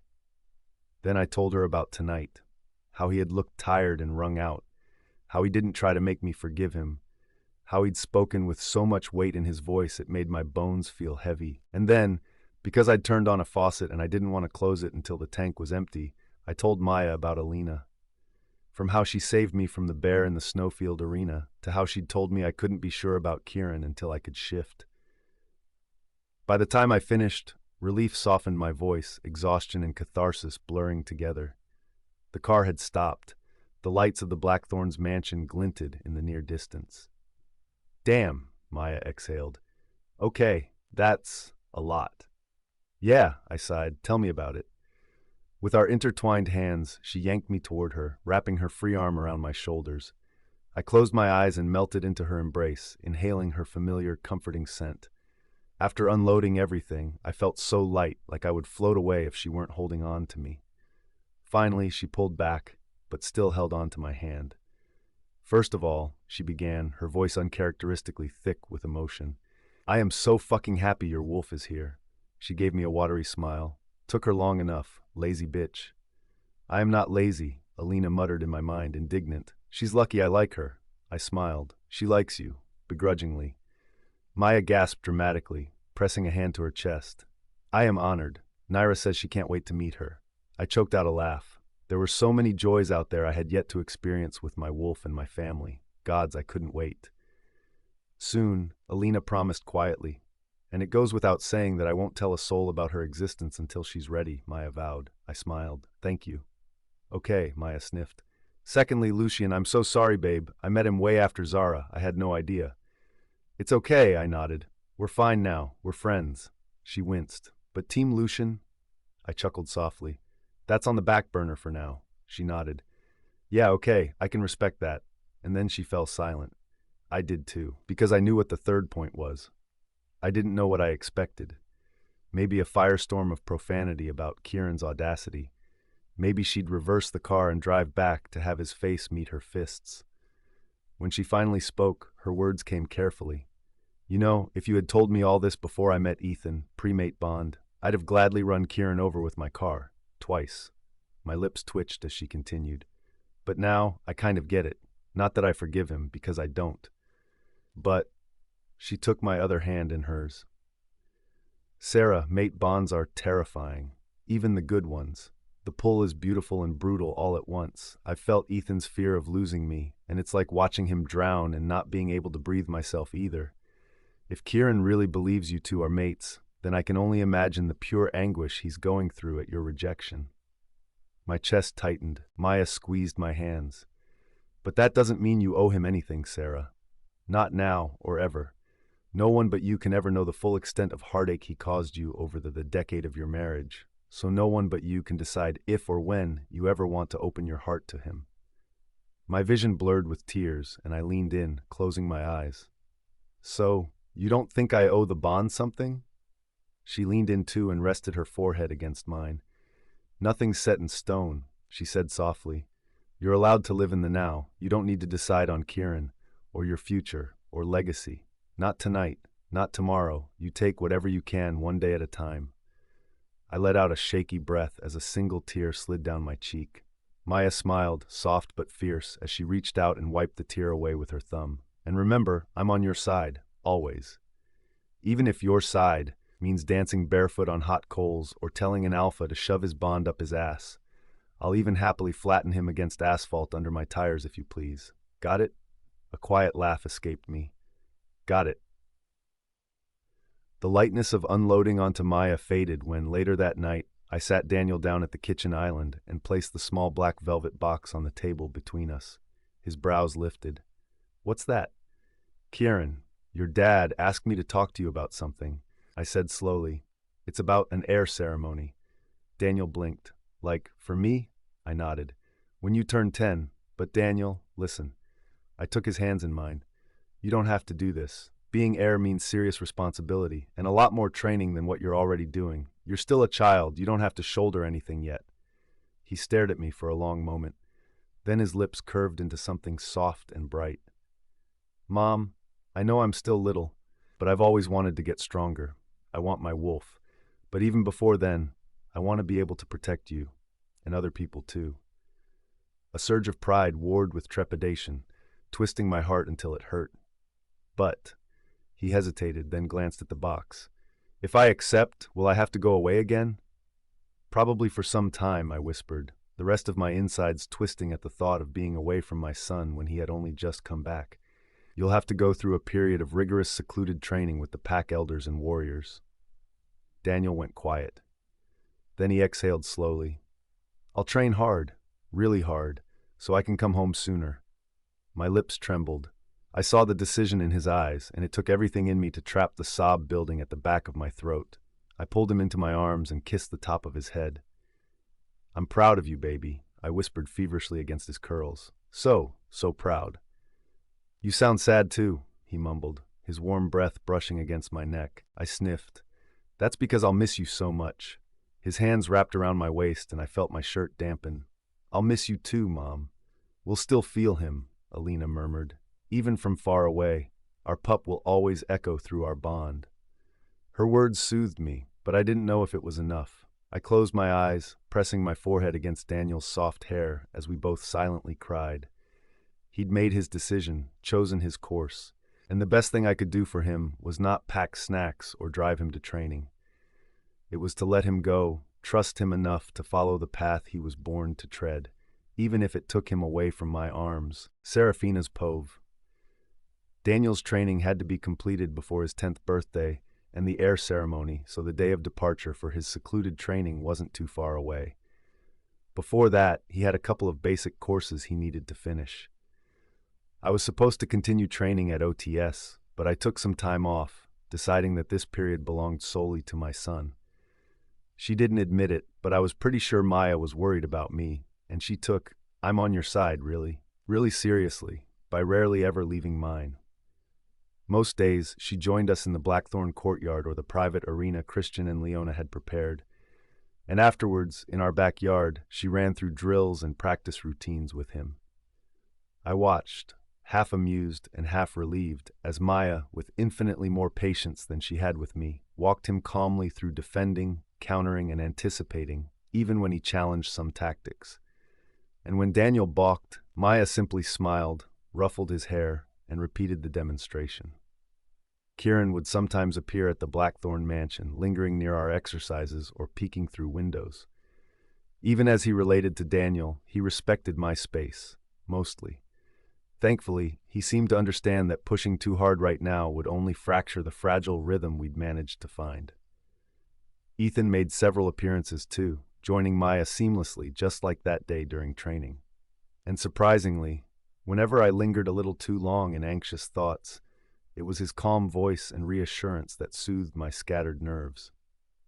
My mother visited the Blackthorns often, and when she and Leona invited me for tea while Daniel trained, I couldn't bring myself to refuse. They shared their experiences with me, recounting how alphas once handled similar training periods. Most were anecdotes about their own sons, light and humorous, and I found myself laughing, not minding. Even Christian proactively included me in the training prep, checking in often to get my approval on things as trivial as Daniel's meal plan. And because of all these, instead of the dread I thought I would feel, I found an unexpected lightness growing as the days led up to his departure. My anxiety didn't quite fade. In fact, it resurfaced at the most inopportune moments, but with it came a tentative sense of peace, harmony. No looming competitions, no constant coil of dread in my stomach, and my personal favorite, no screaming matches or subtle manipulations undermining my peace. Celeste being a whole ocean and a continent away felt like a more precious gift than the moon-dew nectar. The day before Daniel's departure began with sunlight brushing the edges of the kitchen blinds. He sat at the island, wolfing down French toast and bacon, hair messy from sleep, but eyes bright with that fierce spark he always carried. He must have been tired from all the training, but he faced each new day with unwavering enthusiasm. As I watched him, pride mingled with worry, and it took a ton of willpower not to let my smile falter. "Blink, Mom," he mumbled around a bite of bacon. "I promise I won't disappear in that split second." I rolled my eyes, reaching out to wipe some grease from the corner of his mouth. Cheeky. Like clockwork, Maya strode in through the unlocked front door, holding 2 to-go cups of coffee in a cardboard cup carrier. She ruffled Daniel's hair as she passed. "I hope you've been practicing your endurance runs. Care to show me a lap or two after breakfast?" He nodded eagerly. "Yes, and maybe some strategy drills too?" Maya's gaze flicked to me as she set 1 cup of coffee before me. I heard the unspoken question. He had no official training at the Blackthorns. Should we push him or let him enjoy the calm of his last day before things intensified? I simply shrugged. Whatever Daniel wanted. I couldn't let my own reservations hinder him. The morning passed in laughter and quick bursts of training. Throughout, I sat on the deck, watching my son glow as he practiced agility exercises in the backyard. He moved with an intensity and focus I recognized from secretly watching his father practice when we were younger. It was beautiful to watch, and I could see the confidence building in him, layer by layer.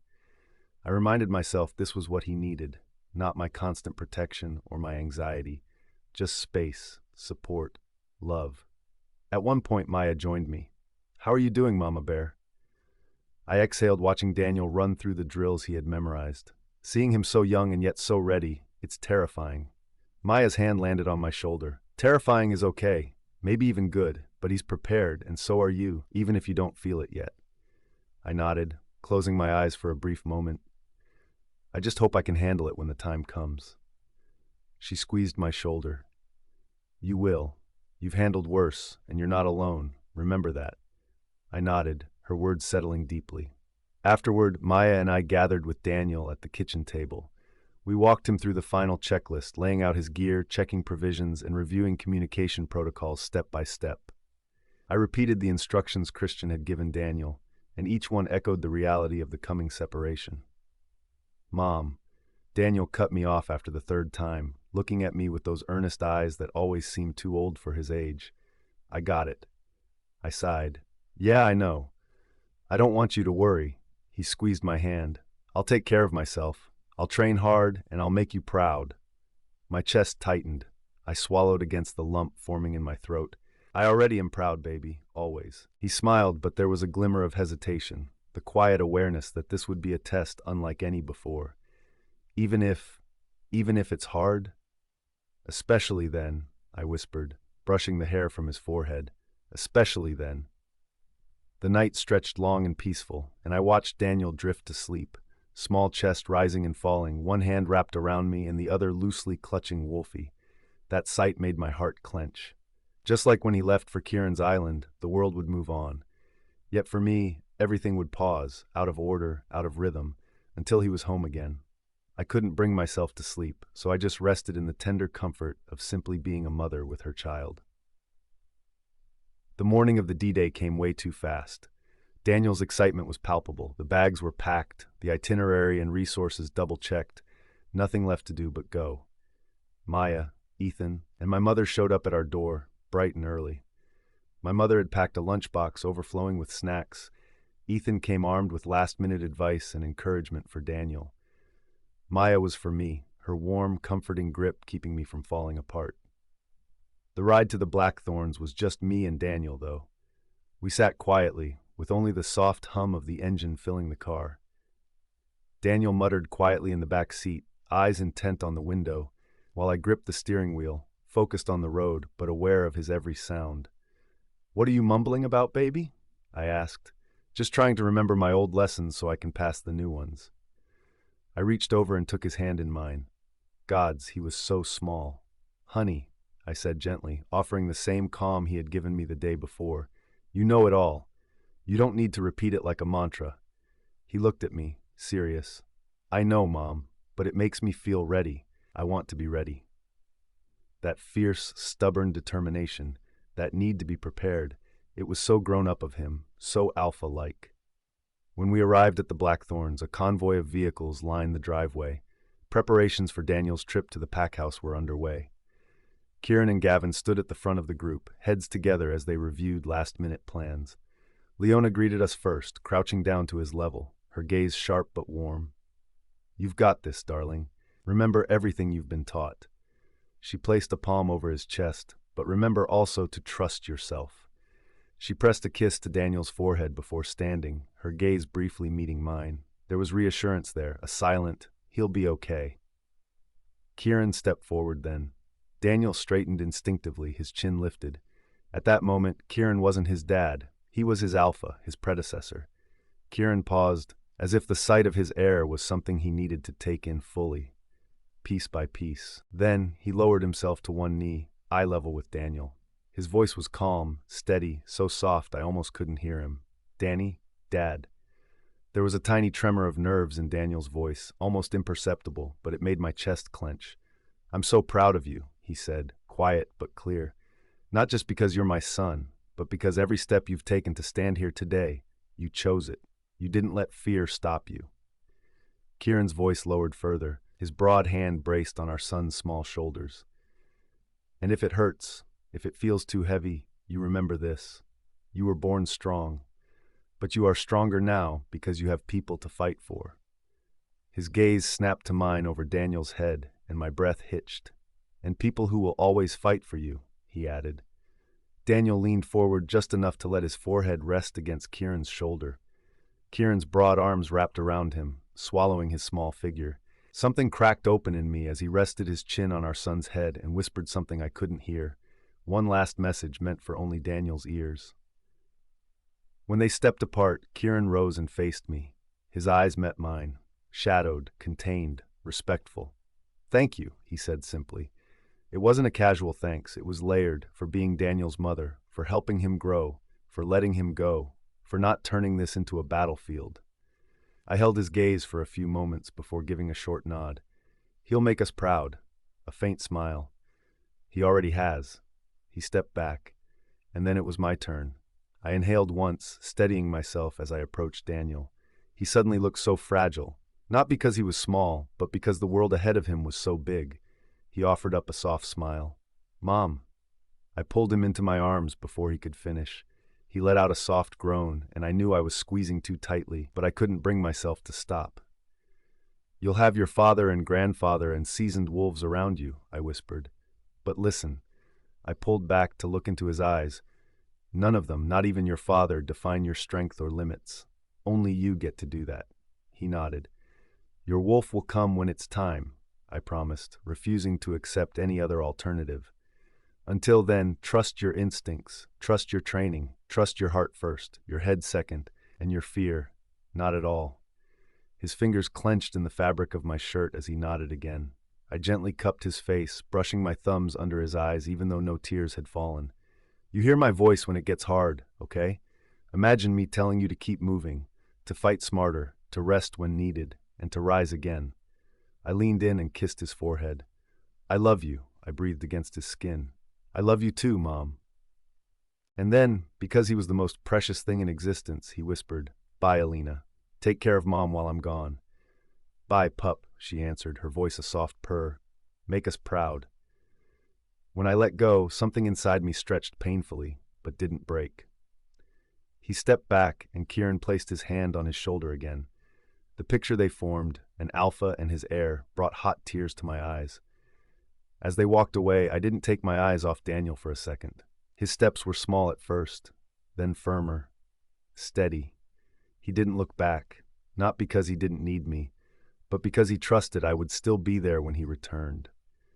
My heart tightened and swelled at the same time with fierce pride. The little boy who had clung to my side for so many years was now stepping into a world that would challenge him, mold him, and ultimately make him stronger than I could have ever imagined. I wrapped my arms around myself, exhaling slowly. Alina whispered in my mind, calm and sure, "Remember, he is special, and he is ready." I nodded, letting the belief settle into my chest, not as comfort, but as truth. Serafina's Pove. Maya was waiting for me on my porch steps when I got back home. "So," she began, the casual tone belying the weight of the morning as I walked toward her, "you survived the handoff." She spread her arms. "How's your heart?" I laughed softly, trembling between relief and lingering anxiety as I stepped into her embrace, resting my head on her shoulder. "Intact, I think, mostly." She stroked my back in soothing circles. "A part of it is tucked in his little backpack, I'll bet." I managed a smile. "You bet." "Well," she said, forcing extra cheer into her voice as she pulled back, "I blocked off my entire day and even blew Ethan off." "Retail therapy?" I laughed, grateful for the shift. "Retail therapy, yes, definitely yes." I didn't even bother stepping into the house. Not ready to face the empty silence of a home without Daniel, I turned straight back to the car. Retail therapy wasn't just my favorite activity with Maya. It was a welcome change of pace, a chance to exhale, to let the heavy weight of the morning lift. As we browsed through racks of clothing and small home decor, Maya filled me in on the latest OTS news. "Jessica left," she said offhandedly, flipping through a rack of sweaters. "Officially. She handed in her notice last week." I froze, glancing at her. "Jessica? She left? But," I scoffed, "is she that salty about third place?" "The opposite, actually," Maya answered. "I don't know if you know this, but she was never fully a part of Shadowvale." "She wasn't?" "Nope." Maya pulled out a coral sweater and held it up to my neck, her brows drawn in concentration. "Shadowvale Sentinels rescued her from an attack while she was traveling alone. She'd been near rogue territory, I think, but I don't know all the details. And Lucian extended her amnesty so she could safely recover from her injuries. He was supposed to oversee her official induction when she got better, but I guess he's been dragging his feet." She shook her head and returned the sweater to the rack. Anyway, since she wasn't officially Shadowvale, her LST position attracted offers from other packs. She and her teammates got plenty of interest, and she quickly took advantage of it. Maya lowered her voice. "My guess is she did it to save face in case Lucian rejects her." I nodded slowly, processing. Part of me was taken aback that Jessica had decided to step away completely from Lucian's pack rather than trying to carve a place for herself. Another part of me worried about Roxy and how, or if, Jessica's departure would affect her. Maya noticed my silence and placed a hand on my shoulder. "Hey," she said gently, "the whole point of retail therapy is to keep you out of here." She tapped my temple. "So stay with me, okay?" I laughed softly, the tension in my shoulders easing slightly. "Yes, Miss Cartridge." We continued through the shops, examining fabrics, comparing colors, and laughing over silly accessories. Maya teased me each time I slipped into melancholy, and every laugh came easier than the last. After a while, we settled into a small cafe for coffee and a quick snack. Maya's eyes sparkled as she leaned back in her chair, sipping her latte. "So," she began, her eyes twinkling, "what's next for the indomitable Sarah?" I snorted at the nickname. "What do you mean?" she shrugged. "Daniel's off forging his own path. You can't just wait around for him. You have to live your own life, too." She leaned in. "How about starting a new book?" I almost choked on my latte. "What?" Maya smirked. "I missed you so much during the LST that I went and read a bunch of your books." My eyes widened and an incredulous laugh slipped out of me. "You did?" She nodded, smirking. "For someone unlucky in love, you sure know how to write sexy male leads and sizzling chemistry." My cheeks burned. "Oh gods." She laughed, nudging me. "So, anything new in the works?" I exhaled. My writing career, Elaine, my 300-word sequel that I'd abandoned when I joined OTS, it all seemed like a lifetime ago. "Honestly, I haven't thought." "Sarah?" I turned. Standing a few steps from our table, elegant in a flowing ocean blue dress, was Luna Celine of Seabreeze Pack. "Luna Celine," I said, startled but smiling as I quickly rose to greet her. "Please," she laughed softly.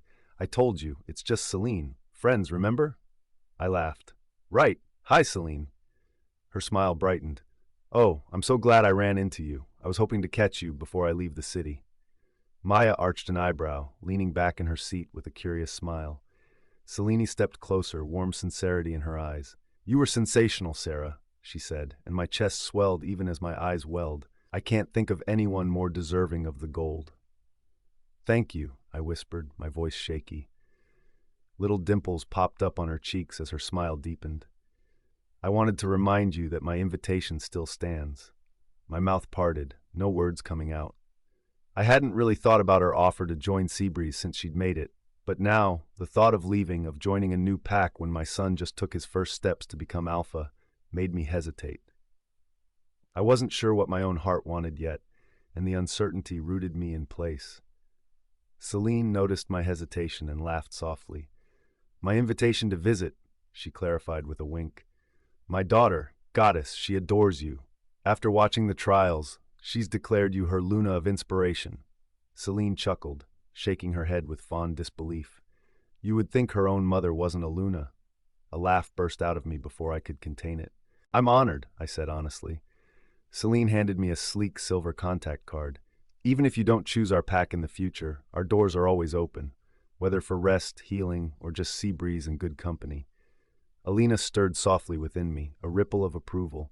"She's grounded, strong, a Luna who leads with heart," she observed, her tone tinged with something like fondness. "I like her. I'll definitely visit when I can," I promised. "I'll hold you to that." Celine winked. She nodded politely to Maya, who offered a half smile in return, then gracefully took her leave. As soon as she was out of range, Maya let out a dramatic sigh, crossing her arms. "Wow, look at you, making Luna friends, inspiring small children, getting personal invitations to vacation by the sea, joining families. Must be nice being such a superstar." I snorted, sitting back down. "Jealous?" "Painfully," she deadpanned. Then her facade cracked as she poked my shoulder. "But also proud, mostly. Maybe." "Ugh, shut up." I grinned and leaned forward. "Hey," I said softly, sobering up. "You're my best friend, Maya. That's not changing. Nobody could ever replace you." Her eyes softened. annoyed, emotional, fond all at once. You'd better mean that. I do. Maya flicked her gaze away with a small, victorious nod. I smiled. Besides, how can I visit her pack when I haven't even visited yours? The corner of her lips twitched. Actually, my dad and brother are visiting soon. I blinked. Oh? They've been dying to meet you, especially my dad. Should I be scared?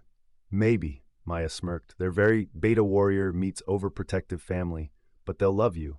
Her gaze softened. How could they not? My smile deepened. Then I can't wait to meet them. The rest of the day flowed in warmth and laughter, lighter now with future plans threaded between coffee refills and harmless teasing. When I dropped Maya off at Ethan's, she leaned in through the window. Text me if you feel the urge to cry. I'll appear armed with beer and pretzels like, she snapped her fingers. That. I rolled my eyes and waved her off. Go be with your mate, you've spent so much time on me. She reached in and affectionately brushed her fingers against my cheek. I love you, babe.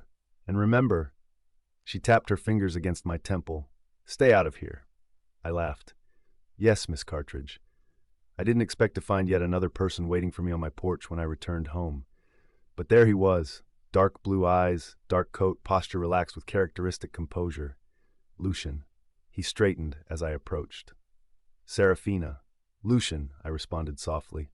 The setting sun ghosted over his features, softening his presence. With Daniel taking all my full attention, plus my time off from OTS, I hadn't seen much of Lucian since the camping trip. But our new dynamic, our friendship, held. The silence that passed between us was no longer strained. It was familiar, comfortable. His smile was kind, even as his gaze assessed. How are you holding up?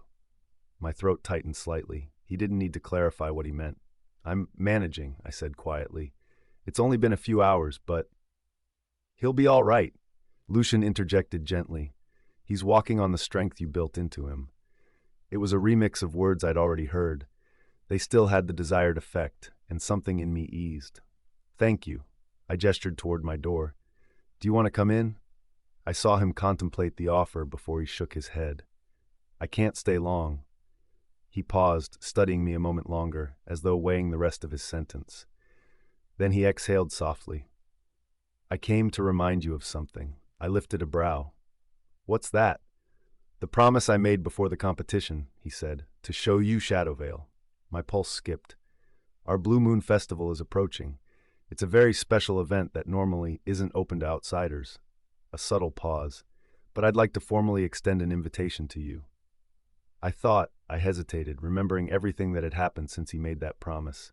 So much has changed. I didn't realize the invitation still stood. We'd strayed from the clear-cut path of me being his Luna, so I was surprised he still wanted me to visit his pack. Lucian's expression softened, a faint curve at the corner of his mouth.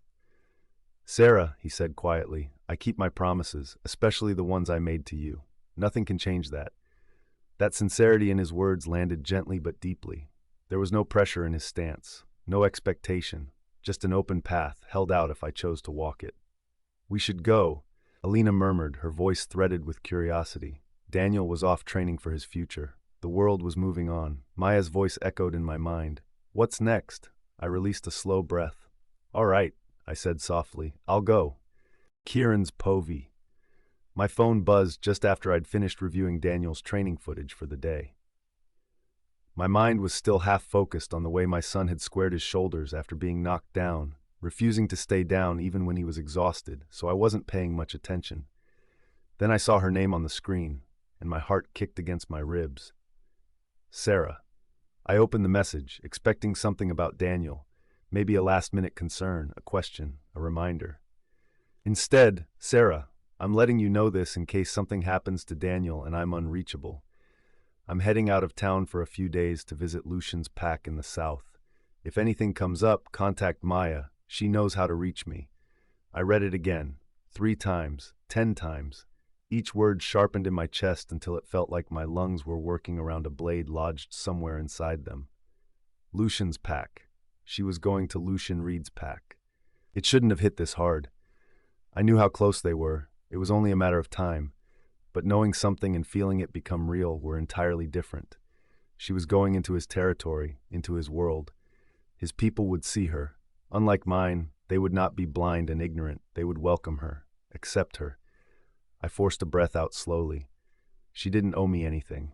Not explanations, not reassurance, not permission. And yet, she sent this. Matter of fact. Distant, for Daniel's sake. But still sent. That had to mean something, right? My fingers hovered over the screen, a dozen replies forming and dying at the tips of my fingers. Have a safe trip. Is that really necessary? I understand. How well do you really know Lucien? Are you sure you can trust him? Thank you for letting me know. Please don't go. I locked the phone before I could send anything I'd regret. My chest cinched tight, a slow, cold squeeze. Ashar had barely spoken to me since that night in Sarah's driveway. I didn't need his voice berating me, though. I could do it just fine on my own. You have no right to hold her back. You lost that years ago. Let her go. Let her find what you couldn't give her. Daniel had already started the most intense part of his training and needed me present. He needed my guidance, my grounding. I couldn't leave, couldn't hover around her like a shadow, couldn't follow her south. And in my bid to fix what I had broken, I wouldn't interfere with what she chose for herself. I wouldn't sabotage it, wouldn't challenge Lucien. That didn't mean I trusted the bastard. Not with how her life had been a beacon for danger. Not after how many close calls she'd had. Not after nearly losing her more times than I could handle remembering. I unlocked my phone again, opened a different thread. I forwarded Sarah's message, then typed, "Assemble a covert perimeter watch. Complete stealth. No pack insignia. Operate outside Shadowvale's borders. Do not interfere or report unless she is in danger. Handpick loyal and discreet personnel." Gavin responded within seconds. On it. You okay? Just get it done. Gavin. Understood. Alpha Grumpy. I rolled my eyes, ending the thread, and then I opened Sarah's message again. Stared at it for a long moment. This time, I typed my reply carefully, every word feeling measured against a silent storm inside me. Understood. Thank you for letting me know. You don't need to worry about Daniel while you're gone. Have a safe trip. My finger hovered over send. It felt too formal, too cold, too distant. But anything warmer would be selfish. I hit send. For a few seconds I just sat there, still, silent, breathing grief that wasn't quite grief, but something much more painful. Seraphina's Pove. By the time we crossed the southern ridge and the forest canopy peeled open to reveal Shadowvale territory, my breath had already caught in my throat twice. Not because the journey was long, which it was, or because I was nervous, which I was, but because nothing about this place was anything like I had imagined. Lucien had spoken of his pack sparingly, and with the next to nothing information Maya and I had uncovered from our cyber-stalking session, I'd expected cold stone fortresses buried deep in a mountain range shrouded in near-mythical isolation. Something claustrophobic, remote, untouchable. But as the car followed the winding stone path, I felt my shoulders slowly loosen. Shadowvale was alive, wild, untamed, thriving. Thick evergreen forests sprawled over rugged cliffs. Streams cut silver ribbons through grassy slopes. Wildflowers pushed through moss-covered stones like they owned the earth. The pack house rose from the landscape like it had grown there rather than been built. Dark timber, obsidian brickwork, wide terraces overlooking the valley below. And the people? Almost immediately, I noticed how many of them were women. Not just present, but leading, commanding, training, working in pairs or squads. I sensed an atmosphere of strength here. Something not derived from power displays or intimidation, but from confidence, unity, and shared resilience. Alina hummed with quiet approval. This place remembers its storms, but it still blooms. When I stepped out of the vehicle, Lucien was there waiting. The wind ruffled his hair slightly, making him look less composed than usual, but there was something in his eyes I'd never seen before. Grounded, rooted, at ease. He was home. His voice was low, warm. "Welcome to Shadowvale, Sarah." For a moment, all I could do was nod and whisper in awe, "It's beautiful." I should sure hope so, considering what he gave up to build this place. A surprised smile split my face as Alpha William stepped out from behind Lucien. He winked, then extended a hand. "It's lovely to see you again, Sarah." His smile widened. Or should I say champion? My cheeks heated up. I would never get used to this. Before I could respond, another voice cut in, bright, teasing, and unapologetically curious. Move, both of you. She's mine first. A woman about my age, maybe slightly younger, with a cascade of raven black hair and sharp amber eyes, practically bounced towards me with a grin so wide it was disarming. Trailing her at a more composed pace was a tall man with sun-warmed skin and sharp gray eyes that missed nothing. His presence carried quiet authority, steady, grounded, and unmistakably beta. The woman stopped in front of me with a flourish. "Hi, I'm Sabrina." She pointed at herself. The best-looking sibling, also Lucy and Willie's favorite sister. Lucian gave her a long-suffering look. "You're our only sister." "Yeah," she said, waving that off. "But I'm still the favorite." Lucian rolled his eyes and gestured to the man behind Sabrina. "Sarah, this is Reese, my beta." Reese gave a small nod, his voice calm but firm. "Welcome to Shadowvale, Sarah. It's nice to officially meet you." "Thank you," I said, startled by the warmth and familiarity in his tone. I'd seen him around OTS occasionally, a presence that lingered at the edges, but never fully registered. I never imagined that he was Lucian's beta. Sabrina elbowed him out of the way. "Good, good. We've gotten the boring welcome out of the way." She turned back to me without missing a beat. "I have waited months for this." She reached out and grabbed my hands. "Are you ready for a tour and unfiltered sibling commentary?" Yes," I answered, a little overwhelmed. Sabrina beamed. "Perfect, follow me." She hooked her arm lightly through mine, almost naturally, like we'd known each other for 30 years instead of 30 seconds. Already moving, she called over her shoulder, "Don't worry, Lucy. I'll bring her back in one piece." "It's Lucian," he muttered with the exasperated sigh of someone who'd made the correction 100 times. But I caught the way the corner of his mouth threatened a smile. Within minutes, Sabrina had me weaving through the heart of the pack. "This training yard," she said, pointing to a large area of packed earth and weathered stone, "is where Lucian tried to test a new formation during the rainy season. Forgot to account for the slick ground. Half the squad wiped out in a perfect synchronized fall. Very majestic. It was a tactical experiment." Lucian, having trailed behind us with silent vigilance, gave her a deadpan look. "You test these things and pick what works and what doesn't." Sabrina said. "You proved that gravity works." Lucian sighed. This was a mistake. I bit back a laugh. As we continued, Sabrina shared stories, not just about Lucian, but about the pack's history. She pointed to the stone bridge arching over a narrow stream and told me how after a flood had swept it away 2 years ago, Lucian and his highest-ranking warriors had rebuilt it by hand, stone by stone, so the farmers on the other side wouldn't be cut off from the pack. She told me how Shadowvale had nearly been invaded 4 years ago, and it was the women who led the counterattack. How trust here wasn't granted through lineage, but through grit and heart. Little by little, through Sabrina's candid storytelling, Lucian's past, which had once felt like a locked room, began forming in my mind like a mosaic. Eventually, we stopped at a quiet garden carved against a cliffside. A single bench overlooked a sweeping view of the valley. Sabrina sat first, patting the space beside her. I joined her, and only then did I realize that at some point, Lucian had respectfully stepped back, giving us space. Sabrina let the wind carry silence for a moment before she spoke again, softer this time. "I know you know about Zara." My breath hitched. She continued, unflinching. "Most people get fidgety when the topic comes up. Some avoid it like it's cursed. I don't. She was a phenomenal Luna, for the brief period of her reign, but she's gone now, and nothing can bring her back." I forced in a slow breath.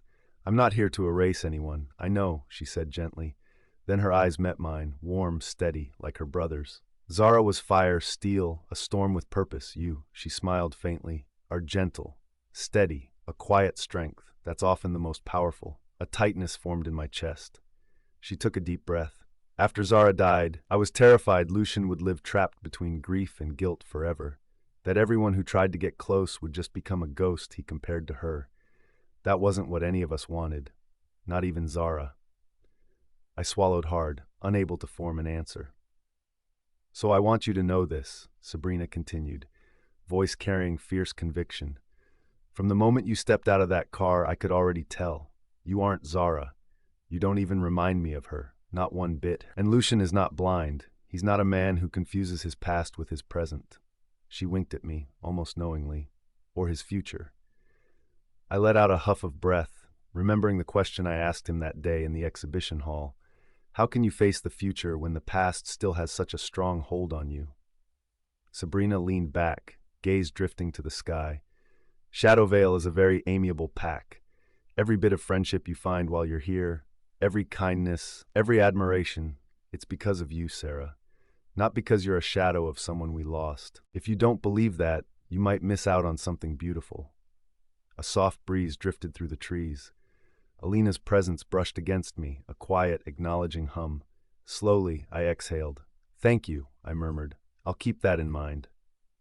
Sabrina's expression softened into something like relief. Good, she said brightly, clapping her hands once. Now, come on. Any more dallying and Lucy will come find us with a lecture about schedule structure. I stood, smiling faintly as she tugged me along again. And as we walked back through the heart of Shadowvale, I found myself looking around with new eyes.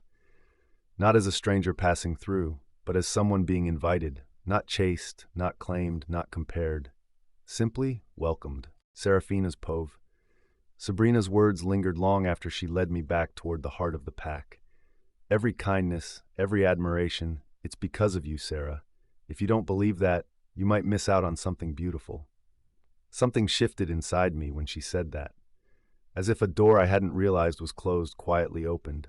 I had lived so much of my life in quiet survival mode, watchful, guarded, expecting the next collapse before even allowing myself to stand. But now, I'd left that behind, hadn't I? Somewhere between my father's funeral and this mountain air, I had stepped out into something unfamiliar, fragile, beautiful. And I didn't have to fear it. Alina murmured quietly within me, warm and approving. We already survived. Now we learn how to live. So as evening fell, instead of second-guessing each step, I allowed myself to explore Shadowvale with a lighter heart. Preparations for the Blue Moon Festival were underway. And it was going to be big. I could feel it in the air like sparks before a wildfire. Laughter threaded through the training grounds. Children raced past us carrying strings of dyed cloth that shimmered faintly under the fading sun. A group of men and women carved moon sigils into wooden discs. They dipped them in a dark blue hue that caught the light like water at midnight. Near a wide open clearing, I spotted older women weaving flower crowns, not with the usual bright colors, but with pale, almost silvery blue blossoms I didn't recognize. When I asked Sabrina what the Blue Moon Festival was about, she was only too happy to oblige with its lore. It's the biggest celebration we have, happens once every 3 years and starts tonight. She grinned. You truly couldn't have visited at a better time. She explained as we walked, how, when Shadowvale was still just an idea carved from wild hope, a plague had nearly destroyed them before they'd even built their first home. How Lucian and Zara had refused to abandon anyone, even when it seemed hopeless. How Lucian had led a desperate expedition through forbidden valleys, where they'd found a flower that bloomed once every 3 years. Its petals formed a dew that had miraculous healing properties. The dew saved everyone, Sabrina said, softer now. So they built everything here, this entire pack, around the valley where the flower grows. Zara named it the Blue Moon, 'cause it's blue and rare. You know, once in a blue moon. Sabrina chuckled. She was very proud of her wit. And for the first time, at the mention of Zara, I laughed. But then I looked around at the people laughing, working, existing in an effortless rhythm with one another, and felt an odd pang of sadness. After everything she'd put into this pack, Zara deserved to see what it had become today. By the time dusk seeped across the sky, the pack house terraces glittered with lanterns shaped like full moons. People trickled into the central clearing. A towering bonfire stood ready to be lit, the kind of fire meant not just to warm bodies, but to call spirits awake. Sabrina never strayed from my side, and soon we were standing at the edge of the gathering, hands folded lightly, watching as Lucian approached the unlit pyre, a lit torch in hand. He'd gotten absorbed in his alpha duties that I had barely seen him since I arrived. After experiencing his home, the safe space he had built for his pack, I saw him for what he really was. Not just the powerful, guarded leader I knew, but a man who had poured his own grief into creating something whole.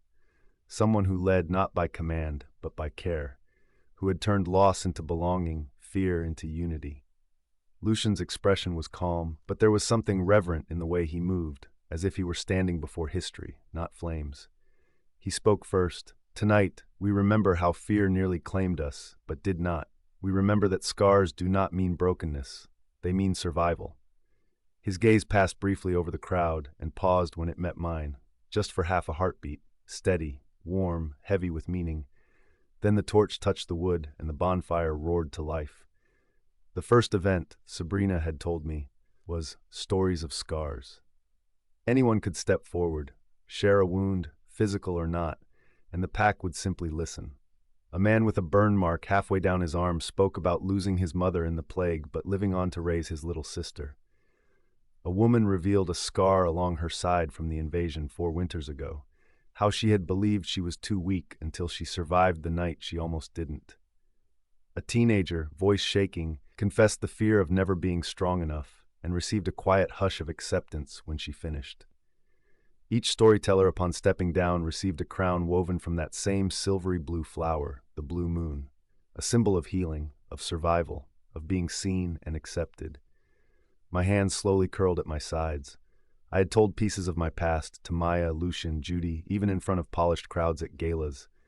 But this tonight felt different, sacred, maybe because of the festival or the reverence the pack offered every story. So when there was a lull, when the silence stretched in invitation, I realized I needed to honor my own healing, and I stepped forward. The murmurs quieted as I walked toward the fire. Its light danced over my hands, warmed my face. I didn't show a physical scar. Instead, I lifted my chin slightly and spoke. "I don't have a mark you can see," I began, voice steadying as I spoke. My scars were made from shame, from believing I was unworthy of love, unwanted because of what I lacked. From learning how to walk without a wolf, thinking that meant I was broken beyond repair. Faces watched without judgment, only with quiet, open stillness. But I survived, I continued, not because someone saved me, but because I kept putting one foot forward even when I didn't know where I was going. I found people who stood with me. I found strength in myself, in my own worth, and I'm still healing. I took a breath, but I am no longer living in the shadows of others' disapproval. I finished softly, the fire crackling behind me like an answering heartbeat. For a moment, silence fell, not uncomfortable, but full and reverent. Then someone lifted a cup, and then another, and another. Glasses rose all around the circle in a silent, unified salute. Sabrina stepped forward with a soft, proud smile and gently placed a blue moon flower crown on my head. "Beautiful," she whispered. When the stories ended, the mood shifted. Music began, wild and rhythmic. People linked hands, forming a circle around the fire, feet stomping with joy rather than grace as laughter replaced tears. The fire leaped high and wild, as if determined to burn away everything that had ever tried to shatter us. "You know," Sabrina said, her skirt twirling around her as she spun, "it's tradition for the Alpha to dance with whoever the flames choose, and share a blessed kiss." I snorted. "What?" She arched a brow, her lips quirking. "It's called the choosing of the flames." "You can't be serious." A sudden gust sent the fire bending toward us, sparks scattering through the air like a shower of stars. Heat brushed my skin as the sparks landed on me, and the ring of dancers cheered. Sabrina giggled. "Guess the flames have chosen." I blinked. "What?" She braced gentle hands on my shoulder and spun me around. Lucian was already watching me, our eyes locked across the firelight, a silent question in his gaze. A little dazed, I nodded. We stepped into the center of the circle together, my heart pounding with a new sense of belonging and a desire to embrace this tradition fully. There was no elegant waltz here, no stiff formality, just movement, freedom. We moved with the rhythm of drums and laughter, spinning under the firelit sky. It wasn't like the galas and balls. I wasn't dancing to be seen or to prove anything. I was dancing because I existed, because I had survived, because I was allowed to feel joy without justification. Halfway through, Lucian slowed, standing in front of me. Despite the exertion, his breathing was calm, chest rising and falling with restrained intensity. The flicker of firelight carved gentle lines across his face. "You're looking at me like that again," I whispered. The corner of his lips lifted, drawing my gaze to them. "Like what?" "Like you want to kiss me." I don't know what I expected. Maybe laughter, maybe him brushing it off, but then "May I?" he asked quietly, voice barely audible under the music, seeking permission, not claiming a right. I breathed in the smoke, the moonlight, the acceptance of people who had already decided I belonged here without conditions, and my resistance fell away. Yes. The surprise that flickered across his face made me smile, but it quickly faded away when his gaze slid to my lips. His hand came to my cheek, warm and steady. The kiss that followed wasn't urgent or possessive. It was grounding, gentle, a quiet vow of presence rather than possession. When we pulled back, my heart wasn't racing. It beat with something softer, a flutter, hope, maybe, or just relief. As the circle around us cheered and continued dancing, I stayed in that moment just a little longer, feeling the blue moon crown rest weightless on my head. Kieran's Pove. I woke up gasping. The dream chased me awake, clinging like a fever. Sarah by a bonfire, wearing a crown of pale blue flowers glowing under the moonlight, Lucian leaning in to kiss her. The fire had roared like it was blessing them, and her smile, God's, her smile. It lashed through me, raw and searing like acid on exposed flesh. A heavy, hollow ache radiated through my chest. For a moment, I thought it was just the dream's echo, but then the familiar sting from my ribs made me wince. I pushed the blanket aside and sat up, rubbing at my chest where the bandages hid the fading mark of Ashar's fury. Not fading fast enough. He was punishing me. I knew it. The injuries from that night in the forest should have healed a long time ago. Every other wound had, or at least the visible ones. But the ones hidden under my clothes, the worst ones, my wolf had slowed their healing. He made sure I felt them every time I moved or fucking breathed, as if the ache in my heart wasn't enough. I'd tried to reason with him at first. Technically, he was the one who'd lost his mind, destroyed the forest surrounding our territory, and almost killed our beta, so I didn't deserve to suffer the aftermath. But Ashar was neither speaking nor listening. Ever since that night, he barely stirred except when I needed strength for Daniel's training or necessary pack business.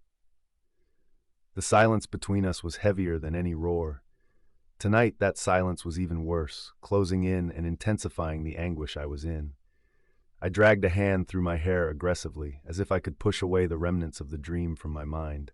But the images stuck. Sarah's laughter, the way she looked at Lucian, light, unburdened, free, all the ways she had never looked at me. Guilt quickly stabbed on the heels of my jealousy. I'd spent years being a dampener on her happiness. What right did I have now to feel pain when she finally was? I fumbled around for my phone, and when I finally found it, the glowing screen showed 2:07 a.m. Shit, still hours before anyone but the night shift guards stirred.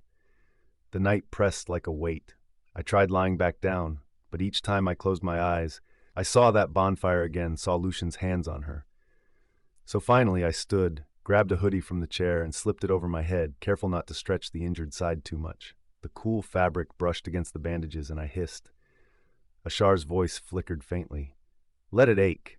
I froze. It was the first sound from him in days, more sensation than voice. But when I reached out, he was gone.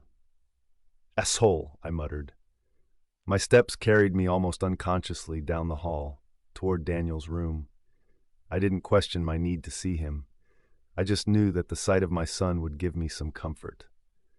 The door creaked when I pushed it open. Daniel was asleep, one arm thrown over his head, the other curled around his stuffed wolf.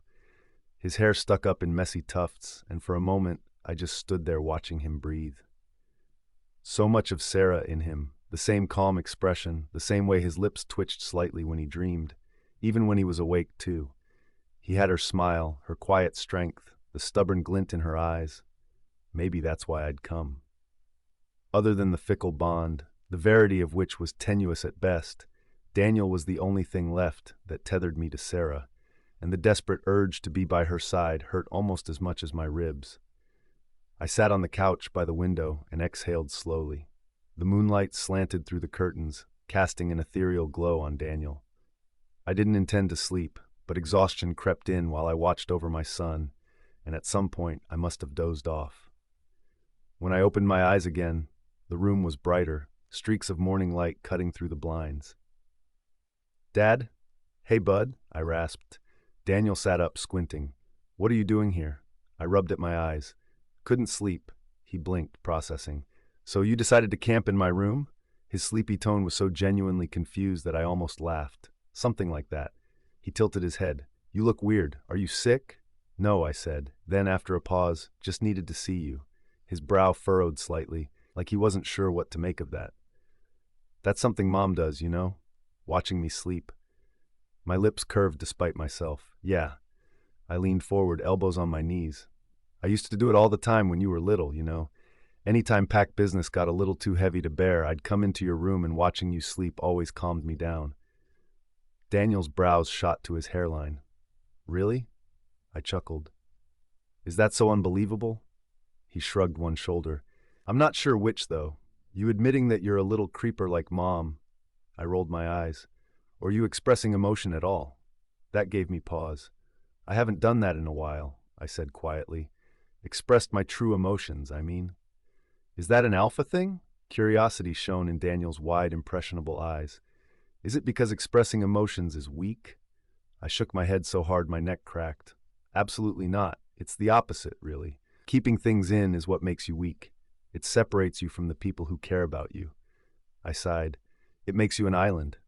He yawned and rubbed his eyes. Are you an island, Dad? A painful breath lodged between my aching ribs. I ran a hand through my hair, gathering my thoughts before presenting them to my intuitive son. I don't want to be anymore, I admitted. Something softened in his face. You're being weirdly honest this morning. I managed a faint smile. It's this new thing I'm trying out, so I don't have to be an island anymore. Does this have anything to do with Mom? I froze. So fucking intuitive. Why would you think that? I heard you two a little that day in the driveway, he confessed, his voice suddenly small. Guilt twisted in my chest. You heard that? Some of it. He picked at a loose thread on his blanket. You sounded sad, and Mom was upset. I looked away, throat tightening. She was. He studied me for a while, like he was trying to measure the weight of my silence. Why did you do it? Do what? He shot me a very adult look that said, Don't bullshit me. I sighed. It's complicated. It was a shitty answer, but I didn't have the words to explain to my 9-year-old why I'd left his mother, only to turn around and realize she was the one thing I wanted the most in the world. You want her back, don't you? The answer was immediate. Yes. Even though she doesn't want you back? I swallowed. Even then. So, he frowned. Are you going to try to win her back anyway? I hesitated. Would that make you upset? He thought about it for a beat and then swung his legs over the edge of the bed. I don't think so, but I won't help you either. That made me smile, a sad, crooked thing. Fair enough. I love Mom more, he said matter-of-factly, but I don't hate you. You messed up, yeah, but you're not a bad dad. My chest ached again, but this time for an entirely different reason. You think so? He shrugged. Mom says you try hard, and that you love me a lot. That's what matters, right? For a moment, I was speechless. Knowing Sarah never spoke ill of me to our son, when she had every reason to, scraped me raw. I feel like I failed you, I said quietly, my head dropping. Both of you. I didn't like it when you missed my PTC, or when you were dating Aunt Celeste, but I think you just got lost. He rose from the bed and padded over on his bare feet to the couch. He perched on the edge and ran a tiny hand through my hair affectionately. I like it that you're trying to find your way back. I reached out and, ignoring the sharp agony of pain, pulled him into my lap. I returned the gesture by brushing my hand through his hair. You're too smart for your age. He grinned sleepily, his eyes glowing. Mom says that too. Of course she did. We sat there in companionable silence for a while. The morning light grew warmer, touching the edges of his desk, the pile of books by the window, yesterday's training gear slung haphazardly at the other end of the bed. I'm going to try to win her back, I said finally, more to myself than to him. But I'll also respect what she wants, if her happiness doesn't include me. After everything that had happened, no matter how much I wanted it, I wasn't sure if love was possible again between me and Sarah, but I would settle for penance. Then I'll learn to live with that. Daniel's smile carried a twinge of pity. You mean it? The words forced themselves out. I do. He nodded, then hopped off my lap. I watched, curious, as he rummaged through his bedside drawer until he found a black marker. Then you need this. What's that? Hold still. He grabbed my hand, uncapped the marker, and drew carefully on my skin, A little crescent moon curved around a five-pointed star. There, he said with satisfaction, holding it up to inspect. I blinked at the simple symbol, and my breath caught. That shape, the interlocking lines of the star, the curve of the moon. What is it? Mom's lucky charm, he said proudly. Grandma showed it to me. She taught it to me so I could have good luck in my training. And now you have the blessing of the moon goddess and all the stars in her sky. For a moment, the room tilted. My vision tunneled around that tiny inked mark on my hand. Dad, you okay? Daniel asked. I nodded slowly, though my pulse was thundering in my ears. Yeah, it looks familiar, he shrugged. Maybe you've seen it before? Maybe. My voice came out rough. No, not maybe.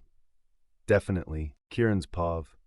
The memory hit so far out of left field, I might have stumbled if I hadn't been sitting. A park in the neutral zone came into focus, mid-morning after a night of rain. The air was cool and bright, and dew clung to the grass, silvering the blades like frost. I remembered how it had soaked through my pants as I sat there, my knees scraped and bleeding from a fall that had hurt less than the sting of my father's words. He'd yelled again, something about control, discipline, appearances. I was barely 7 years old. I didn't care about any of that, didn't understand what it meant for my small shoulders to carry the weight of being an alpha's heir. So I'd run away. I ran until my lungs burned, wanting to prove that I didn't care, that I could disappear from his world entirely. But children never get far on wounded pride. I'd tripped over a tree root, hit the dirt, and stayed there.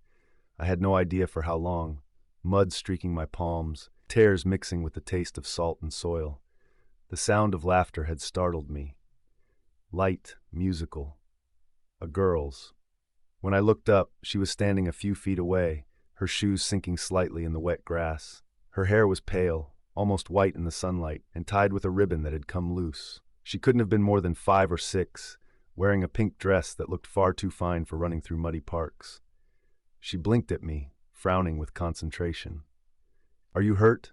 I sniffled, wiping my mud-streaked hand across my cheeks. Go away. She laughed. It was such a soft, bright sound that I forgot that I was supposed to be mad at the world. And then she stepped closer to me and dug a small handkerchief out of her pocket and held it out. Here, she said with the calm authority of someone used to fixing things. I glared at the handkerchief, at her, at everything. I don't want a handkerchief. It hurts. Instead of leaving, she crouched down until we were eye level, her knees pressing into the mud without hesitation. If it hurts, she said matter-of-factly, you can draw this. It helps. Without asking my permission, she took my hand in hers and upturned it. I didn't breathe as she began to trace a pattern in the mud on my palm. A crescent moon first, then a star nestled inside it. 5 points, careful and deliberate. I sniffled. It's dumb. It's lucky, she corrected, brushing a strand of wet hair from her cheek, smearing mud in the process. Now you have the blessing of the moon goddess and all the stars in her sky. It means you'll heal faster. Her eyes lifted to mine, clear and serious in a way that made her look older than her years. Then she smiled. Sudden, bright, stunning. It hit me like sunlight breaking through clouds. In that moment, I believed her. I believed in the little moon and star symbol, in her certainty, in everything. Before I could make my voice work, before I could ask her name, a sharp voice called from across the park. Miss Lockwood, your father will be furious at your muddy clothes. The girl's eyes widened, and she let out a small gasp that turned into laughter. Oops, she whispered, springing to her feet. The hem of her dress was splattered with dirt, but she didn't seem to care. She waved once, quick and carefree. Bye! And then she was gone, running toward a waiting nanny with her ribbon streaming behind her like a strip of pink smoke. That was it, just a fleeting meeting, 10 minutes at most. But I'd carried it with me like a secret tattoo, etched somewhere beneath the skin where even time couldn't erase it. When I saw the same mark almost 10 years later on the edge of Celeste Lockwood's school bag, I'd been stunned. I thought it was fate, a sign. The same symbol, the same last name. The memory reshaped itself. Celeste must have been the girl. But now Daniel's inked mark burned on my skin, and my mind refused to settle. Sarah had created that symbol. Sarah. I looked at Daniel, who was carefully recapping his marker. Did your grandma ever tell you where your mom learned it? He shook his head. She said Mom made it up when she was little. Why? The smile I forced felt more like a grimace. No reason. He grinned, satisfied with his work. Now we both have it. That means we protect her together, right? I stared at the mark again, the lines blurring slightly as memories tangled. Right. Okay, I gotta get ready for training. I barely registered his words. I stayed seated, the weight of the past pressing against my ribs. It was that encounter, that memory of innocence and hope that drew me to Celeste. But what if she'd only reminded me of someone else? Someone I never even gave a second glance. Because if Daniel's words were true, if Sarah was that little girl, then every choice I'd made since had been built on a lie. My chest throbbed sharper this time, the wound under the bandage pulsing in protest. Daniel leaned forward and tapped my knee. Dad? I blinked. He eyed me suspiciously. Are you sure you're okay? I'm fine, I said quickly. Go on, get ready. We'll head out soon. His eyes narrowed, but he didn't press any more. He turned and headed into the bathroom. When the door shut, I let out a long breath, pressing my palm over the mark again. The ink was still fresh, faintly smudged from the cold sweat that had broken out all over me. My skin tingled, remembering the faint touch of that little girl's hand decades ago as she drew on my palm. You have the blessing of the moon goddess and all the stars in her sky. She'd said it with such conviction, and now her son had redrawn it for me, echoing her words. Fate had a cruel sense of humor. I leaned back against the couch, closing my eyes. I could almost hear Sarah's voice, the way she said my name now, cold but steady. The way she couldn't look at me that day outside her door when she said some wounds weren't meant to heal. She'd found her peace. Somewhere in Shadowvale, she was happy. And I was here, struggling to breathe against the piercing agony of too many years wasted chasing the wrong memory. Serafina's Povu. I dreamed of firelight. The bonfire crackled as it had last night, gold and amber shadows flickering across faces I barely registered until one came into sharp, intimate focus. Lucien. His gaze was steady, calm, gentle. He leaned closer, and the hush of people laughing somewhere behind us faded like smoke. May I? His warmth skimmed my skin as he leaned in. I knew what came next. But then things shifted. His features blurred, shifting into something equal parts familiar and strange. Sharper cheekbones, a broader jaw, darker eyes shadowed in regret. Recognition jolted me, an electric shock racing through my veins. Kieran. Suddenly, the emotions hit different. Raw, aching, tangled with years of hurt and yearning and what-ifs. My chest tightened. I tried to pull away, to reject the dream's cruel fusion, but I found myself leaning in instead, pulled by a force I had no control over. Kieran's lips brushed mine with a desperate, longing intensity, and my body's roaring response felt like betrayal. To the memories I built my resolve on, to the fragile distance I was fighting so hard to maintain. He pulled back, thumbs resting on my throbbing lips. Sarah, he whispered, and I jolted awake. For a moment, I couldn't place where I was. I lay staring at the ceiling, heart hammering as breath scraped my throat. Then the details returned. The softness of the guest bed, the faint scent of chamomile tea Sabrina had left on the nightstand, the muted hush of morning before the pack stirred.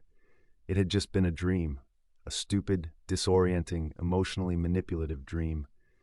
I pressed a palm over my fluttering chest. I was stressed enough while I was awake. I had no business going through this tug-of-war while I slept. The kiss with Lucien had been nothing more than the night's atmosphere, a moment born of warmth and vulnerability and firelight. And Kieran? There was no future there, no possibility, not when the wounds still bled beneath frail bandages slapped over them. I forced myself to sit up. The chill of dawn crept across my skin, and I welcomed it, letting it chase the residual warmth from the dream. By the time Sabrina knocked and poked her head in with a bright, "Morning! Sleep well?" I'd already showered, changed, and braided my hair. I did, thank you, I lied, adjusting the cuff of my shirt as though fidgeting could fix the leftover static under my skin. She stepped in without waiting for permission. "Lucy's busy all day with prep for the moonbath wish ceremony," she informed me with a glint in her eyes. "So you have me today again." I smiled. I didn't know what it was about me that attracted the peppiest golden retriever companions, but I wasn't complaining. "Come on." She stretched a hand out, bouncing on her heels excitedly. "We need to prepare your ceremonial attire." I followed her down the hall, each of her excited steps steadying me. So, what's the Moonbath Wish Ceremony? It's one of the most sacred traditions of the Blue Moon Festival. Zoe still swears it's why she finally shifted after being blocked for months. My steps faltered. What? Sabrina's smile was kind instead of pitying. The ceremony takes place at the moonlit spring, she explained as we walked, tucking her hands into her jacket pockets. Everyone wears plain robes, no ornaments. Then we gather and give thanks for the moon goddess's blessings. Her voice lowered a little, taking on a quiet reverence. When the full moon hits its highest point, the ones who haven't found their wolf yet, or those still carrying deep wounds that hinder their transformation, step forward. They shed their robes as symbolism for leaving behind everything that weighs them down and walk into the water. She glanced at me, a small smile playing on her lips. The moonlight does the rest. They stand there waist-deep, eyes closed, and make their wish. When they emerge, we wrap them in these thick blankets woven from the blue moon fibers. It means rebirth, a fresh start. Wow, I exhaled. That sounds... I had no words. Yeah, she nodded as we stopped in front of a door. I used to think it was dramatic, but when I first watched the ceremony, just witnessing people walk into that water, some shaking, some crying, I felt something, like hope wasn't just a cruel joke. And does it work? I asked softly. She shrugged. That means different things for different people. No one knows what you wish, so only you can know if it comes true. With that, she pushed the door open. In a quiet preparation room, lined with hanging cloths of various shades of moonlight white, we met two elders who greeted me with serene nods. They spoke softly as they guided us through the selection process of simple ceremonial robes woven from flax-like fibers, loose and plain. You will wear this tonight, one elder explained, barefoot, with your hair unbound to symbolize groundedness and surrender. No jewelry, no adornments. You will not be stepping into the spring, another elder continued, fastening the belt around me with graceful movements. But your presence still matters. Observers carry the wishes in silent witness. For some reason, that information lodged in my throat, but I ignored it. It was an honor even to be allowed to witness sacred pack tradition like this. I wouldn't be greedy. After preparations, Sabrina tugged me outside, where the whole pack seemed to hum with quiet purpose, the air simultaneously thick with anticipation and calm. Pack members moved with excitement, some carrying crates of dried herbs, others plaiting long ropes of plant fibers that Sabrina explained would later be dipped in symbolic oils. Conversations were soft, reverent, even in their casualness. Sabrina and I joined in where we could, tying bundles of herbs, sorting candles, fetching jars of oil. It felt good to move, to be useful, our quiet laughter blending easily into the rhythm of the pack's preparations. Too soon the sun dipped lower, painting the valley gold, and a soft bell rang from somewhere near the cliffs. Sabrina glanced up at the sky, then at me. It's time. As dusk bled into indigo, I changed into my robe, unbraided my hair, and we joined the slow procession toward the moonlit spring, nestled deep within a valley I hadn't yet seen. Lanterns lined the forest trail, their glow trembling like fireflies. I trailed behind Sabrina, the hushed conversations blending into the sound of water rushing somewhere far below. Ahead of me, people spoke in whispers. Are you excited for Claire to go into the spring tonight? Definitely. She's waited 3 years for this. Alpha said the moon will be especially clear, good omen. Their quiet hopes wove into the air like fragile threads. The valley opened before us with breathtaking serenity. The spring lay at its heart, a pool of dark, still water reflecting faint silver even before the moon had fully risen. Smooth stones encircled it, worn by countless ceremonies. The pack members arranged themselves in a wide circle, barefoot, draped in robes identical to the one I wore. The air seemed thicker here, almost as though the silence carried weight. Sabrina leaned close. You okay? I took a deep, long breath. I'm fine. We took our places among the observers. I noticed Lucian standing across the circle, hands clasped behind his back, moonlight highlighting the edge of his profile. I couldn't read his expression, but something about his posture suggested he was waiting for something unseen. When he finally looked up, his eyes brushed mine like a soft, unspoken question. My dream, Kieran's face, flashed in my mind. I turned away first. Then the chanting began, low, rhythmic, a gentle hum of gratitude and yearning. My breath slowed without conscious effort. Lanterns were dimmed until only moonlight and the reflection on the water guided the night. As the moon climbed higher, bathing the valley in silver, the first volunteer stepped forward, a young man whose shoulders trembled. He paused at the water's edge, fingers nervously tugging at the belt of his robe before letting it slip from his shoulders, revealing brutal scars across his back. A hush fell. No one averted their gaze, but no one looked with judgment either. He stepped into the spring. Ripples fanned out around him, swallowing his gasp as the cold hit. He moved slowly, purposefully, until the water reached his waist. Then he tilted his head back, eyes closed, as his lips moved in a silent plea. People around us breathed quietly, some whispering prayers, others watching with silent tears gathering. I didn't know if he would emerge changed, but the courage it took just to stand there, completely vulnerable and exposed, felt like an offering to something greater than any of us. When the young man emerged, shaking, an elder stepped forward with a blanket woven from the blue moon fibers. She wrapped him gently, as though cradling a newborn, a symbol of a brand new rebirth.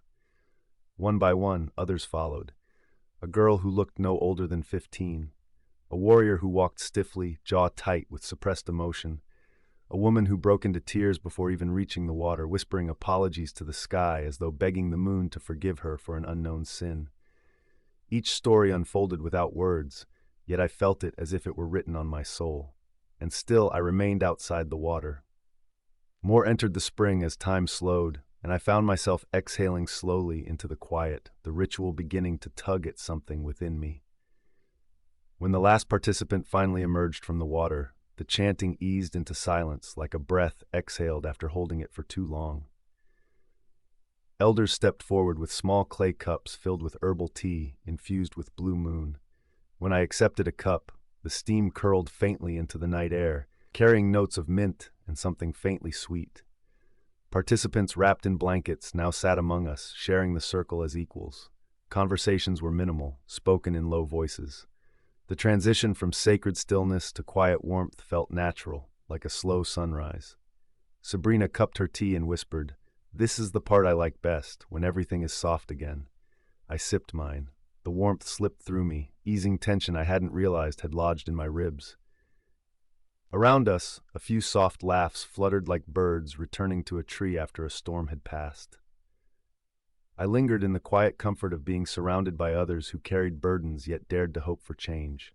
Eventually, people began to leave in pairs or small groups, their voices hushed with quiet contentment.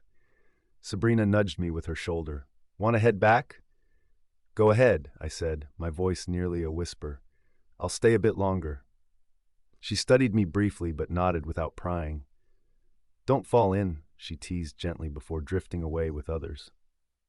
I walked toward the edge of the spring where the moon's reflection quivered slightly across the water's surface.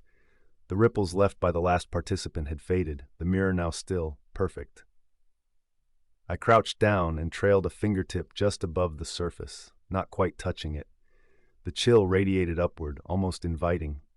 If I stepped in, what would I even wish for? Serafina's Pove. I had no idea how long I just stayed there, staring at the moonlit spring.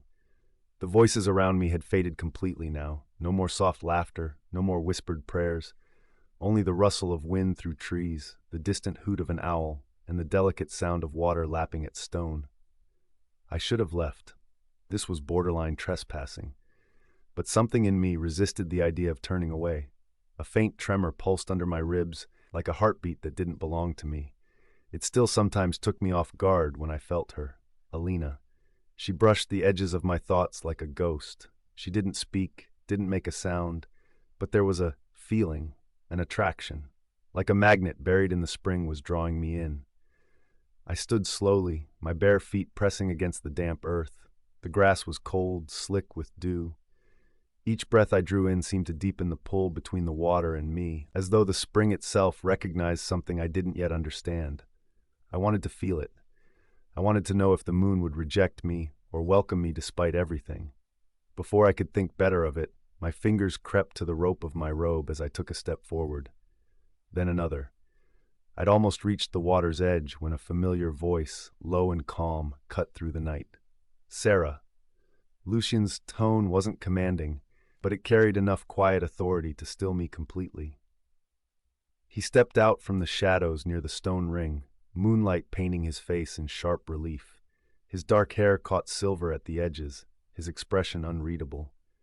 He had shed his robe and was wearing long cotton pants, but his torso was bare, moonlight carving every muscle in exquisite detail. I noticed that his tattoo sleeve extended right over his chest, and an alpha insignia encircled the space over his heart. For a heartbeat, neither of us moved. Then his eyes softened. "You can't," he said quietly. I swallowed, fingers clutching at the robe's loose edge. I didn't mean any disrespect. He shook his head gently, already moving closer. "It's not that. You don't belong to Shadowvale." The words weren't cruel, merely factual, but they struck harder than I expected. Belong? Gods, I'd never belonged to any pack. Not truly. "I know," I whispered, lowering my gaze. I felt something calling, like I was supposed to." "I don't doubt that," Lucian murmured. "The spring calls to those who carry pain and longing, but entering it without the pack's blessing, it could invite backlash, not just with the pack elders. The water recognizes allegiance. It can purify or punish." I looked down at the pool again. It seemed so calm, so harmless. "I wasn't thinking," I admitted. My throat tightened with the words. "I just wanted—" "What did you want?" he asked gently when I trailed off. I hesitated. My voice came out barely above a whisper. "To feel the cleansing, the blessing." I wanted to feel whatever inner peace I'd seen in the eyes of other pack members who dipped in the spring. Something flickered in Lucian's eyes then, understanding, not pity. He closed the distance between us, careful, unhurried. The scent of pine and wood smoke clung to him, grounding in the heavy silence. "Then let me guide you," he said softly. "With me, the spring won't turn you away." My breath hitched. "You'd do that?" He smiled kindly.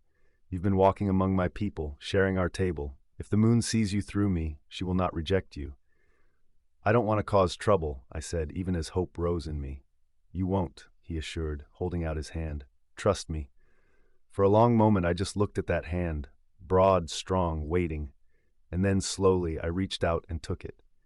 Lucian led me the short remaining steps to the water's edge. Then his hand fell from mine, and I knew what came next. With a deep exhale, I let my fingers fall from the rope of the robe. The fabric slipped from my shoulders, whispering against my skin, and pooled at my feet. Despite our history, despite the brief pockets of intimacy throughout our relationship, standing there, completely exposed before Lucian made my stomach flutter with a quiet, shy panic. His gaze never strayed from mine, though, calm, steady, unwavering. There was no trace of desire in his eyes, only gentle guidance, a patience that soothed the tight coil of nerves in my chest. The instinct to look away, to hide, was overshadowed by the pull of the spring and the moonlight anchoring me in place. "It's okay," he said softly. "Just breathe."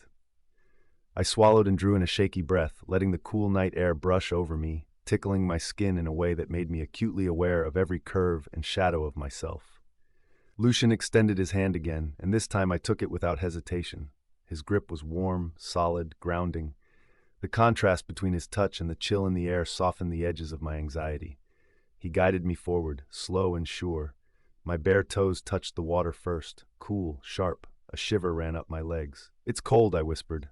"Let it in," he murmured, his thumb brushing reassuringly across my knuckles. "Don't fight it." I swallowed, the tension in my shoulders easing as the water reached my calves, then my knees. Holding Lucian's hand was like having a lifeline through the uncertainty. When the water reached my waist, I gasped.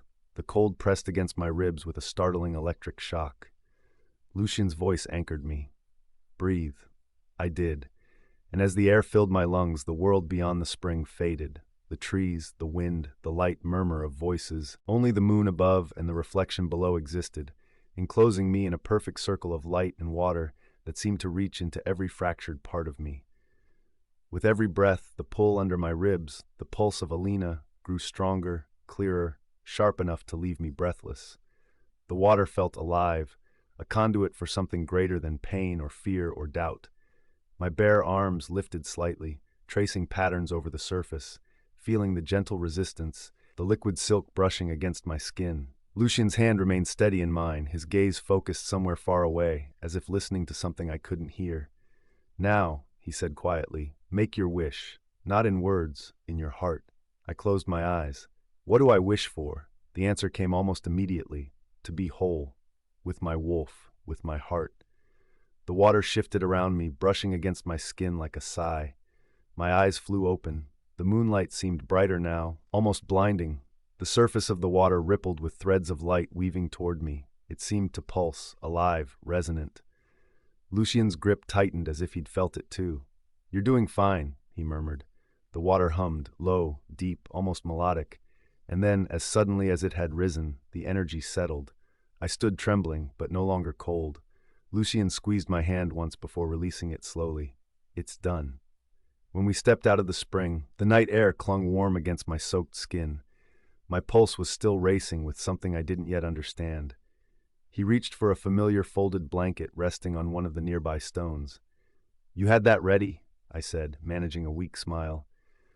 He lifted a brow, amusement ghosting across his face. "I had a feeling you wouldn't leave without touching the water." I wrapped the blanket around myself. It was impossibly soft. "Thank you," I murmured. He nodded, his gaze tracing the silver path of moonlight over the spring.